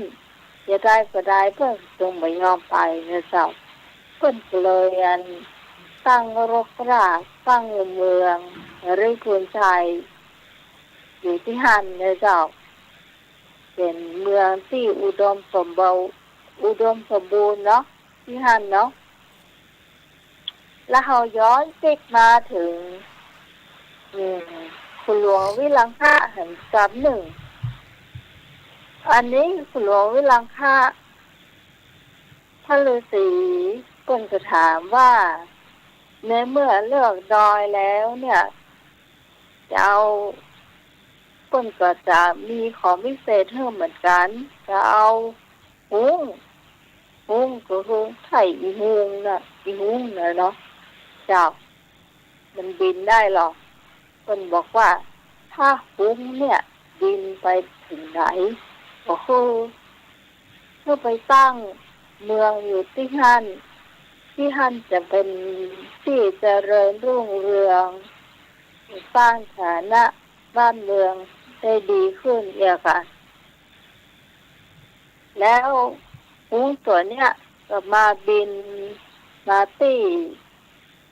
พระบาทสีหอยเจ้าทีนี้คุณหลวงวิลังค่าเนี่ยเปิ้นก็มาดูสิที่นี่มันเป็นพระบาทสีหอยเราควรจะตั้งกราบเมืองอยู่ที่นี่ควรจะตั้งอยู่ที่นี่แล้วเปิ้นก็ทำแบบนั้นแต่เลยเจ้าทีนี้เมืองน้อยๆใหญ่ๆเนี่ยเปิ้นก็สามารถเอามาเป็นเมืองขึ้นของเปิ้นได้แต่เปิ้นบ่เคยที่จะไปข้ามไปเขยเมืองอื่นนะหมายถึงว่าคุณหลวงวิลังค่านี่เป็นคนที่มีเป็นคนที่ดีมากถึงแม้จะเป็นเมืองขึ้นแต่ว่าเปิ้นบ่ได้เอาคนมาเป็นอะไรอย่างฮะเป็นทาสเป็นอย่างนั้นบ่ใช่นะเพื่อเป็นเมืองขึ้นเฉยๆถึงเวลานี่ก็เอาของมาให้เหียปีละเสื้อหนึ่งอันนั้นทีนี้เราจะกล่าวไปถึงพระนางจามเทวีเนาะมันจะมีเมืองโกสัมพีที่ใครได้จริงๆแล้วเปิ้นไม่ใช่ว่าใครได้เมืองละปูนนะเปิ้นใครได้ตัวนางสามเทวีปุ้นว่านางสามเทวีเนี่ยเปิ้นมีลูกเนาะมีลูกแล้วก็มีสามีแล้วสวยนะจ๊ะทีนี้เมืองโกสัมพีเนี่ยเปิ้นก็เอาสาวแม่นางคนเนี้ยมาเป็นภรรยาสามีเปิ้นก็ออกไปรบเจ้ารามที่เดนอู้ตะเกียเปิ้นออกไปรบแต่ว่ามีคนตายนักขนาดเลยพระนางจามเทวีก็บอกว่าถอยมาเพิ่นหูเลยว่าเมืองนี่เพิ่นต้องการเฮาผมไม่ต้องการอย่างอื่นหรอกก็เลยเอาชีวิตเป็นเดิมพันก็เลยไปอู้กับเมืองนั่นว่าในเมื่อต้องการตัวเฮาก็มาฮบกับตัวเฮาเองคนอื่นก็ต้องไปฮบเพราะว่าคนมันตายรักลงไปอะกันพอก็ชายคนนั้นเนาะเป็นเจ้าชายบ้านนั้นเมืองนั้นมาอ่ะเปิ้นก็ไม่อยากคบกับแม่หญิงว่าถ้าทำเปิ้นตายก็คงจะเสียใจไปตลอดชีวิตว่าเป็นแม่หญิงที่มันหักสวยเนาะที่เขาจะกล่าวมาถึงว่าพระราชาเทวีเปิ้นก็กลัวเจ้าเมืองเปิ้นก็ดีขึ้นมาแล้วทีนี้การค้าการขายก็ดีขึ้นมาเปิ้นก็นึกถึงว่าคนไหนก็อยากได้เมืองละปูนทั้งนั้นเลยเขาควรจะคิดถึงสิทธิที่เขาร่วมกันมาก็คือคุณหลวงวิลังค่าเนี่ยเคยร่วมกันมาเพราะว่าอาจารย์ท่านฤาษีเคยสั่งเอาไว้ว่าสองคนสองเมืองเนี่ยบ่ ก็ควรที่จะมาพบฆ่าฟันกันก็คือหมายความว่าผู้สร้างเมืองแห่งมันบอกว่าจะไปลูกกันเองนะอันนี้ก็ต้นฝังเอาไว้แต่ว่าถ้ามีอย่างก็ช่วยเหลือกันได้แต่พอเมื่อนางสามเทวีเนี่ยมีศึกศัตรูเนาะท่านก็เลยเขียนจดหมายเขียนต้นห้อยเน้น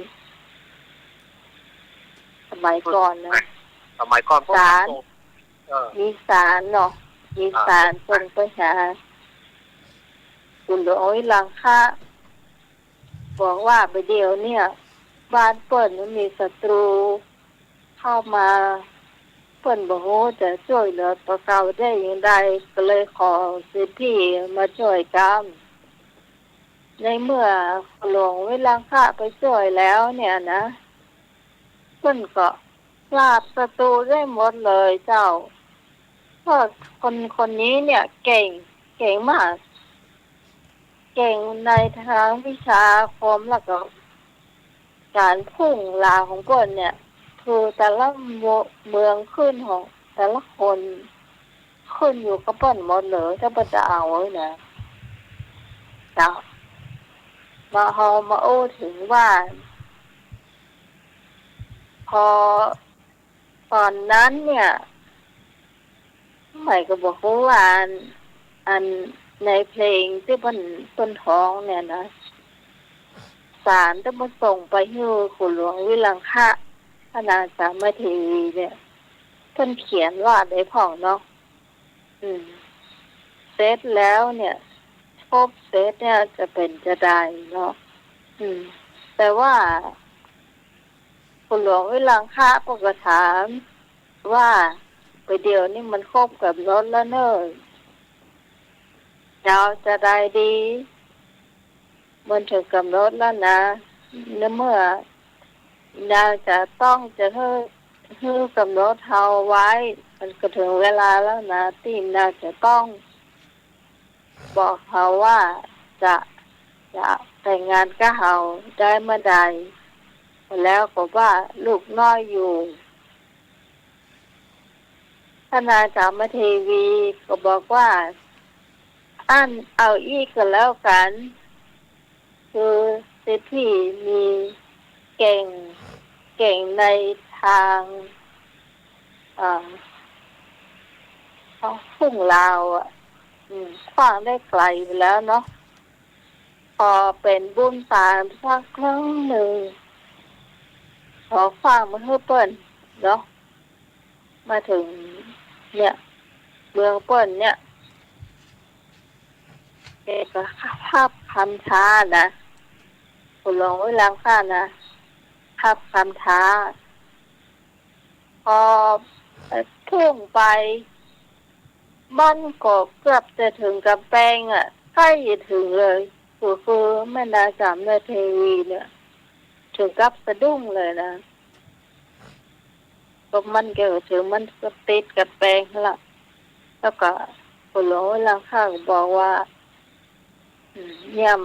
มันติดกับแปงแล้วมันก็ถือว่าถึงเมืองสามเทวีละด้านแม่นางสามเทวีก็บอกว่าพอสักครั้งหนึ่งก็แล้วกันอันนี้เปิ่นไปหนึ่งก็คือซุปหมากนอกสองคือมาลาเป็นภูแล้วก็เป็นต้นห้อยแบบของต่ำคล้ายขมกระถาของคุณหลวงวิลังคะเอาไว้นะแล้วก็ที่ใส่หมวกตัวคนให้ใส่เอาไว้ตลอดแล้วทีนี้คนบอกว่าเวลา7 วันพุ่งลาวเข้ามาคุณหลวงเวลาข้าก็ติ๊กมาอยู่ที่เชียงใหม่แล้วก็พุ่งเข้าไปเห็น ที่นี่พุ่งไปก็จะได้มืดตึงเหมือนข้ามดอยเจ้าไปติดดอยอยู่ดีพุ่งรอบที่สองก็ไปติดดอยอยู่ดีเปิ้นก็เลยเอาหมวกออกเจ้าเอาหมวกออกเอาชุดมาเกี่ยวออกเอาพวงมาลัยออกเปิ้นก็เลยโหว่าโอ้เสียใจขนาดเลยว่าเปิ้นหลงกลไม่ยิงเปิ้นหลงกลมายาของผู้หญิงนี่นะมันน่าจะทำกับเฮาขนาดนี้เฮาช่วยเปิ้นขนาดไหนไปรบไปสู้รบช่วยขนาดไหน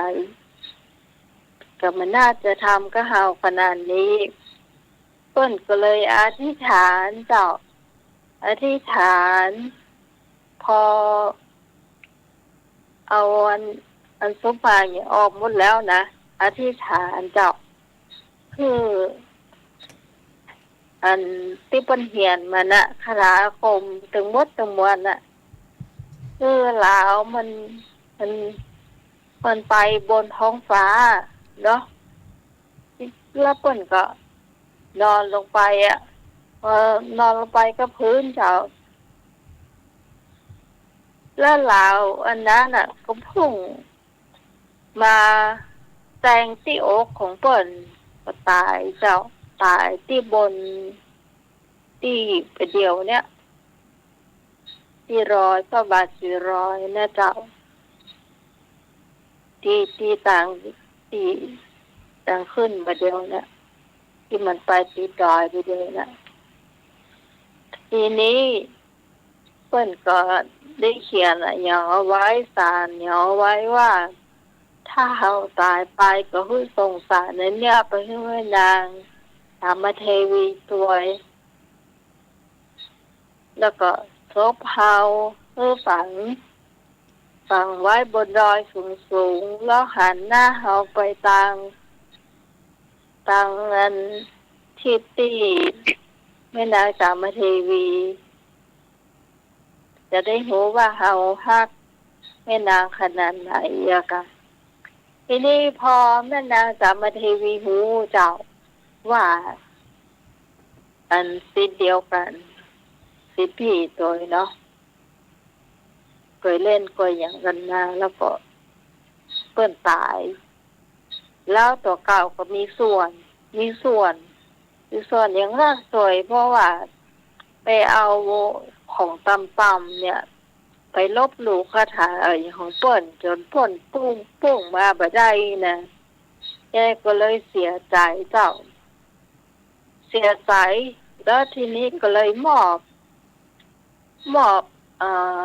เมืองเนาะให้ลูกเปิ้นมีโอรสอยู่องค์หนึ่งเนาะก็เลยมอบปี2ครับมันมีโอรส2บ่ฮู้เหมือนกันเนอะตอนที่ฟังมันเพิ่นมอบโอรสเธอมันมี2มอบเมืองคือลูกเปิ้นเนาะเจ้าอนันตยศแล้วก็เจ้ามหันตยศสุแม่นะคัดจังว่าเนาะเจ้าเนี่ยแหละก็คือเพิ่นมอบเพื่อลูกเปิ้นเนาะจะบ่ฮู้ว่า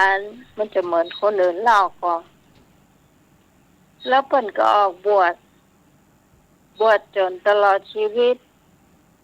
แล้วก็จะขอโอโหสิกรรมเมื่อกับ10 ปีของเปิ้นเนี่ยนะ10ปีคุณหลวงวิลังคะเนี่ยนะอันเนี้ยคือที่ฟังมา2 ชั่วโมงป่ายที่ฟังเดี๋ยวเจ้าไม่เจ้าแต่เจ้านะนี่คือสรุปมาให้ฟัง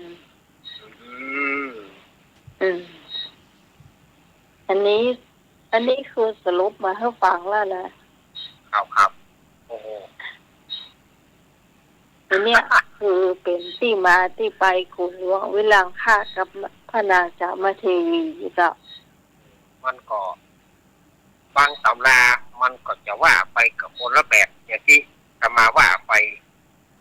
เนาะบางตำรามันจะคล้ายๆกัน อันนี้มันที่พี่ฟังมาเนี่ยมันก็คล้ายๆที่ไอ้วินัยวิพัฒนาการกุลที่เป็นอยู่ภาค5แล้วก่อนเป็นเหล่าเจ้าแม่นางจำบัดเทวีจุนไปอยู่ลูกบุรีบัดจะกะครับแม่นกะครับ ไม่ใช่เจ้า เมืองหลับโวลูกบุรีอย่างนั้น เป็นเมืองของเจ้าชายรามละโวลพบุรี ครับเมืองหลับโว แม่นเพิ่นเคยไปอยู่ ครับ แม่นเพิ่นเคยอยู่แต่พอดีว่าพ่อสุเทวฤาษีเนี่ยเพิ่นได้เจอมาเพิ่นตายเวียเพิ่น พ่อ ตายล้านพระฤาษีเพิ่นชุบชีวิตขึ้นมาใหม่แล้วเพิ่นนั้นส่งไปอยู่กับเจ้าชายรามเนี่ยที่เมืองละโวจึงให้ลูกเจ้าโวลพบุรีเจ้าอันสยศแล้วก็เจ้ามหันสยศครับแม่นอันนี้แหมขอแถมนัยยะหนึ่งครับไอ้นึกขอบคุณไอ้นึกทั้งนั้นอันนี้ถ้าฝ่ายอยากฟังเนี่ยก็คือฟังได้ที่มิงเรดิโอนี่มันจะมีประวัติของเปิ้นเลยจริงๆเนาะที่พระบาท400ในเจ้าไผที่ขึ้นไปที่พระบาท400เนี่ยอาจจะมีก็ได้ว่าคุณหลวงวิลังคะอาจจะมีประวัติของเปิ้นอยู่หั่นเนาะอยู่เดี๋ยวก่อนเนอะบ้านหัวฝ่ายตำบลห้วยทรายนะเจ้าขึ้นไปทางนั้นนะเจ้า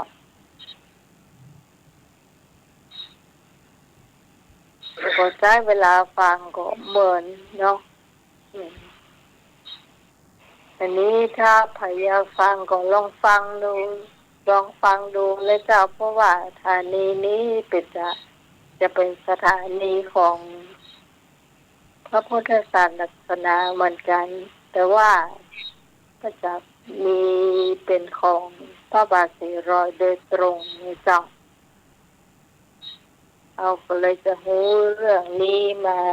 เป็นเฉพาะเลยก็ใกล้เคียงกับตุ้งทองอู้เนาะแต่ว่าตุ้งทองเป็นมีเวลาน้อย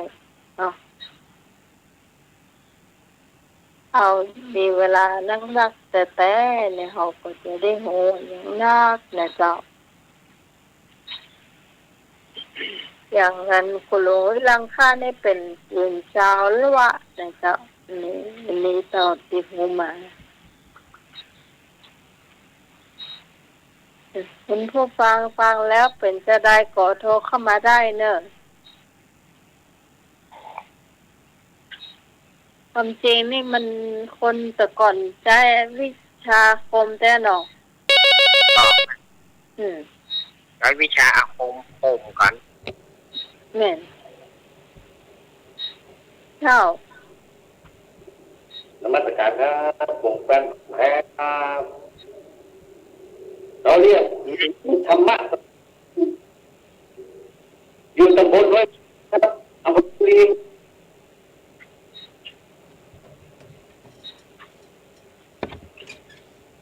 อย่างหุ่นเหล่า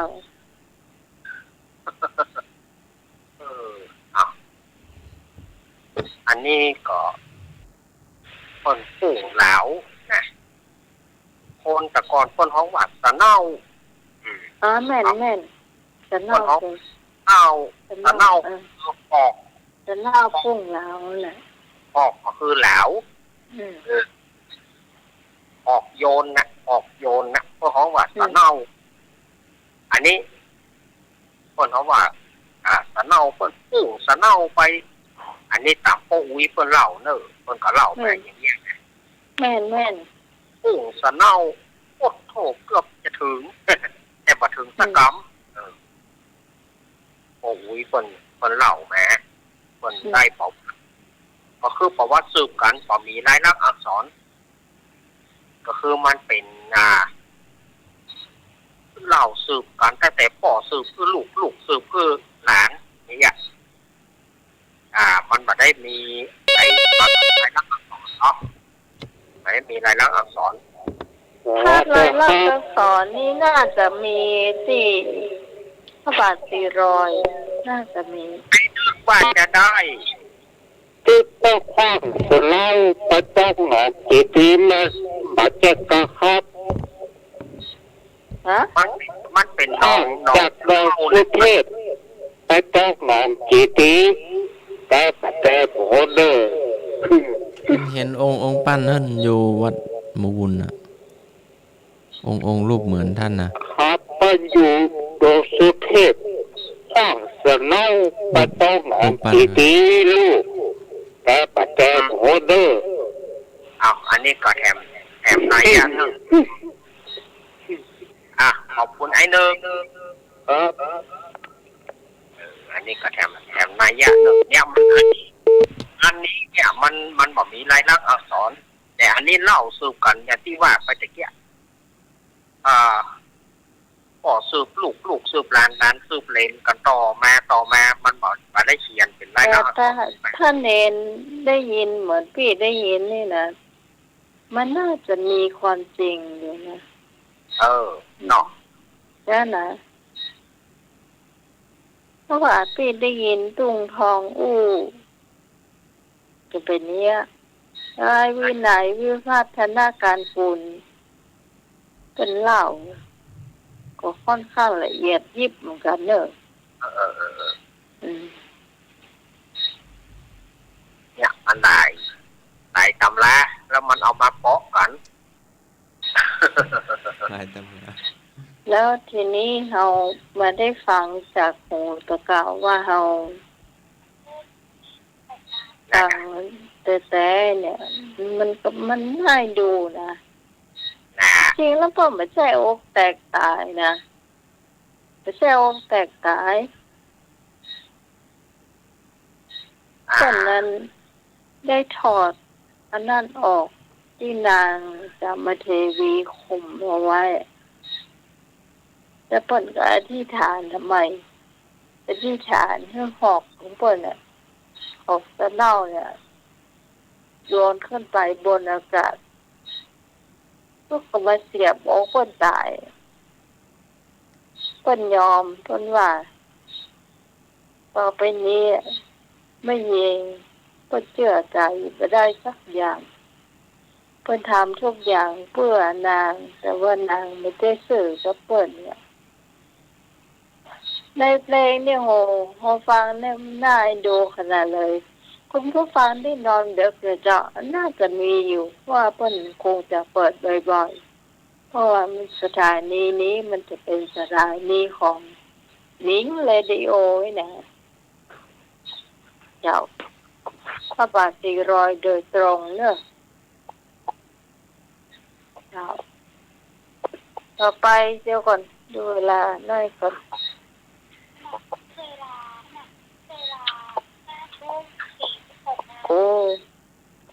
เวลาน้อยเดียวอย่าอ้อ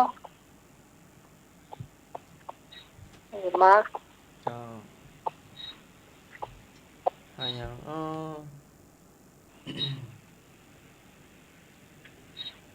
ซ้ำถากตังข้างซ้ำกว้างออกติ๊กฮะซ้ำถากตังข้างซ้ำกว้างออกติ๊กก็เข้าใจซ้ำยิ่งถากตังวงเล็บด้าน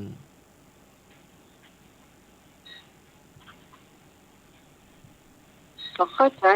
จว่าไม่ซ้ำถากตังวงเล็บด้านข้างซ้ำกว้างออกติ๊กบอกข้าวหลามบอกข้าวหลามเป็นน้ น้ำบ่ออ่ะ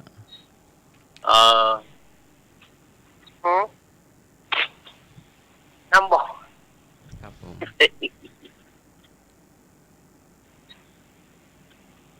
เดี๋ยว อ่า โต้งยังมีแดดโต้งยังแดดบ่ส่อง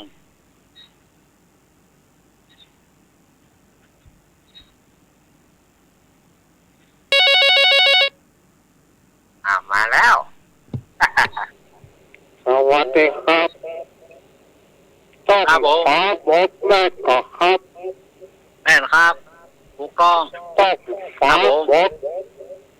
อันแบบไม่เชื่อ ฟ้าโบดนี่เหรอ ส่งอาหารสักหน้านะครับ ว่ามาเลย สองพระหัตถ์บ้องพักตาแปดนาทาข้างจอทดนสองพระหัตถ์บ้องพักตาแปดนาทาข้างจอทดนมันจะเป็นราชาศัพท์นั่นนะครับสองพระหัตถ์บ้องพักตาแปดบาทาข้างจอตตน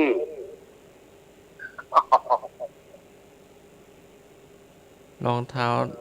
บาจา ปัจจัยมันเป็นสัตว์ครับ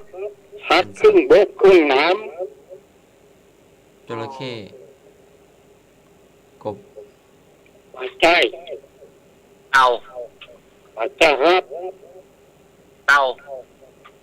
อึ่ง สองพระหัตถ์บ้องพักตาแปดบาทาข้างจอตน 8 บาท5เหรอนะโอ้โห 8 บาทาเป็นจะไรอ่ะ บาทาก็คือเท้า เอา8อันเนาะ ครับแปดบาทาข้างจอตน ขน น้อง ม คนไทยเฮีย ปัจจัย ขนมปังปลา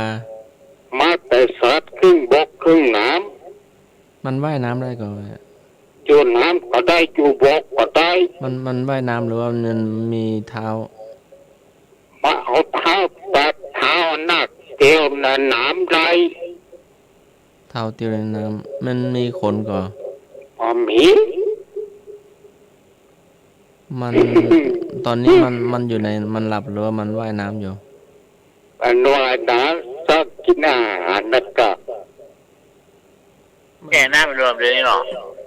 แค่น้ำอยู่บนบกก็ได้บกครึ่งน้ มันมามัดก่อนหรือว่ามันอยู่ในน้ำอย่างเดียว ำสองมือป้องปลาแปดขาปลาข้างเตียวไอ้ดอกคำเมืองสองมือขึ้นหน้าตาแปดขาปลาข้างเตียว อ๋อ2 มือป้องหน้า8 ขาติ้ว ปูครับปูสองพระหัตถ์ก็สองกินมันละต้องหน้าตาแปดบาทาก็คือตีนมันทาข้างเจ้ากระรนก็เดี๋ยวไป ถามเรียกพ่อแล้วไอ้ยังขี่ม้าก็ได้ ข้าอย่างที่ไว้ ก็ได้พวกโคตรไผ่สักเตือ ถ้าไปมันนีเมื่อก็ครับ เจ้า พระอภัยมณี อ๋อ ต้อง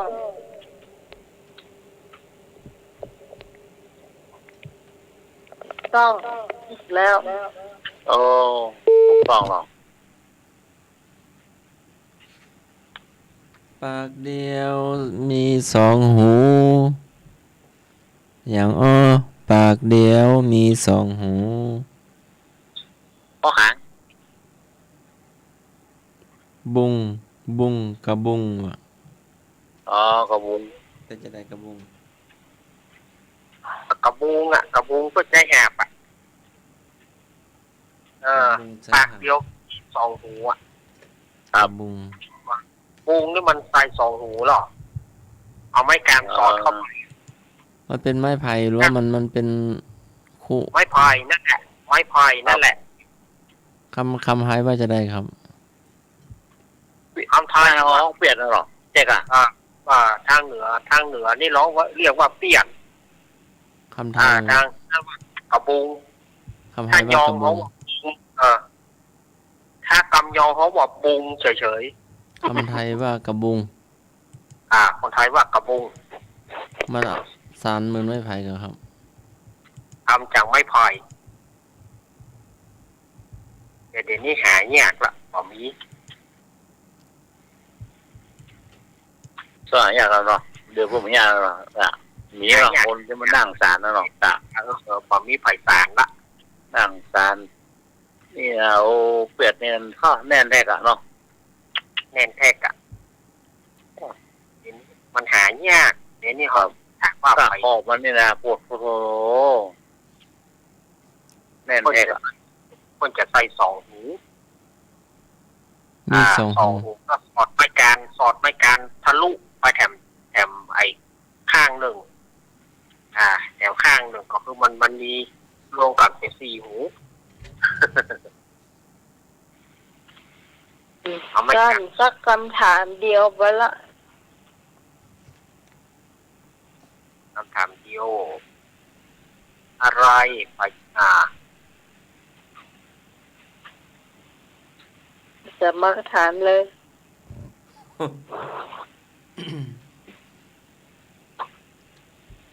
ขี้ขาวหัวแดงก้งเปียกขี้ขาวหัวแดงก้นเปียก บุรี แม่นแล้ว โอเค ครับ เอาละถึงเวลาล่ำลากันละเนาะหนาวสู้ใครไหวหนาว เปิดแอร์กัน ฮะ เปิดแอร์กันนะ เรือกันในประเด็นอ่ะ ห่มผ้าตูบเนาะ ใส่เตียวยาวใส่ถุงเท้าใส่สปะ โอ้ หนาว เป็น นะ นั่นก็เป็นหมีแพนด้าแล้วกัน ลุยไฟกะ แล้วสุมไฟก่อนนะไหม ส่งไฟ โดยไปสุมไฟในห้องเลยเนาะเดี๋ยวลมควันหายใจไม่ได้เลย เหมือน ไฟ ควัน ยั ล ง ม ไม่ ควั ถึ น ง อะ เลย อันตรายนะไม่ใช่ไปดังไฟในห้องนะ องควรนะ ว่าจะ ไก่ ได้ มนโซลังค่าอย่างพวกเนาะโอ้ลาแล้วครับลาแล้วเนาะ ลาแล้ว ครับ ครับผมครับขอบไว้ครับจากพระครูสมุทรวัดครับเอาไว้ครับจากมักครับผม เจริญพรลุงหน่อย อาจารย์นิรักษ์ครับ สวัสดีรับดีก่อน และดีพี่สมัยนะครับธรรมะใครเชื่อทุกท่านทุกคนนะครับผมพ่อไปเก่านี่ดีนะจ้ะครับครับรับดีกว่านี้ครับผมครับร้อยสาวค เย็น รับ เจ้า ครับ เย็น ผม สุดแท้เลย ปลูกป่าใหม่นะครับ เจ้า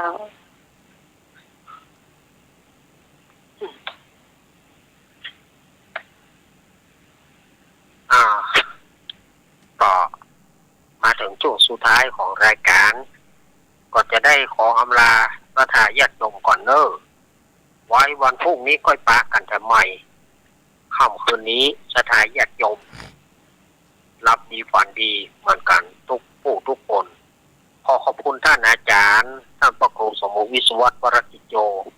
ที่เอื้อเฟื้อเวลาให้กับรายการธรรมะคลายเครียดก็ขอขอบคุณท่านอาจารย์สมัครยานศิโล ครับผม ครับผมขอขอบคุณพี่พิสมัยเนอร์ เจ้า บรรดาคนฟังสถาญาติโยมที่เปิดวิทยุเข้าฟังด้วยดีเสมอมาโชคดีมีเงินใจเหมือนการทุกผู้ทุกคนนั้นจงจะมีอายุวันโนสุขังพระลางสาธุ ขอบคุณสมเด็จเอารักตัว สา ตัวในเจ้า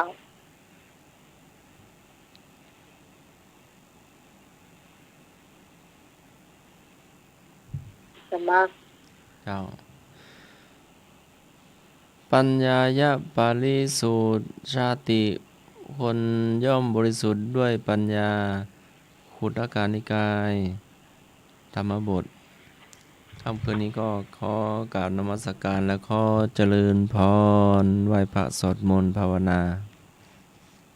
จากสำหรับค่ำคืนนี้ขอบคุณคุณผู้ฟังทุกเสียงทุกสายที่มาเจอกันจัดรายการธรรมะคลายเครียดแล้วก็ฟังเราจนจบรายการนะเจ้าวันพรุ่งนี้เราจะมาติดตามกันใหม่ในรายการนี้นะเจ้าที่ชอบรายการก็อย่าลืมติดตามกันต่อไปให้กำลังใจกับหมู่เฮานะเจ้าทีมงานธรรมะคลายเครียดนะเจ้าสำหรับวันนี้ก็เจ้าต้องขอบคุณพระอาจารย์พระครูสมโมวิศวะวรกิจโจผู้อำนวยการสถานีผู้ควบคุมเสียงที่เมตตารายการนี้มาโดยตลอดขอบคุณเนนตะวันขอบคุณเนนสำเนนเอารักปัญโยนันท์ที่มาช่วยในรายการปีปลายแล้วโหน้องฉันนับไปเนี่ยลืมไปเจ้านับไม่ได้นับว่าตั้งแต่วันใดถ้านับไปใช่ปีปลายแล้วเนาะจ้ะก็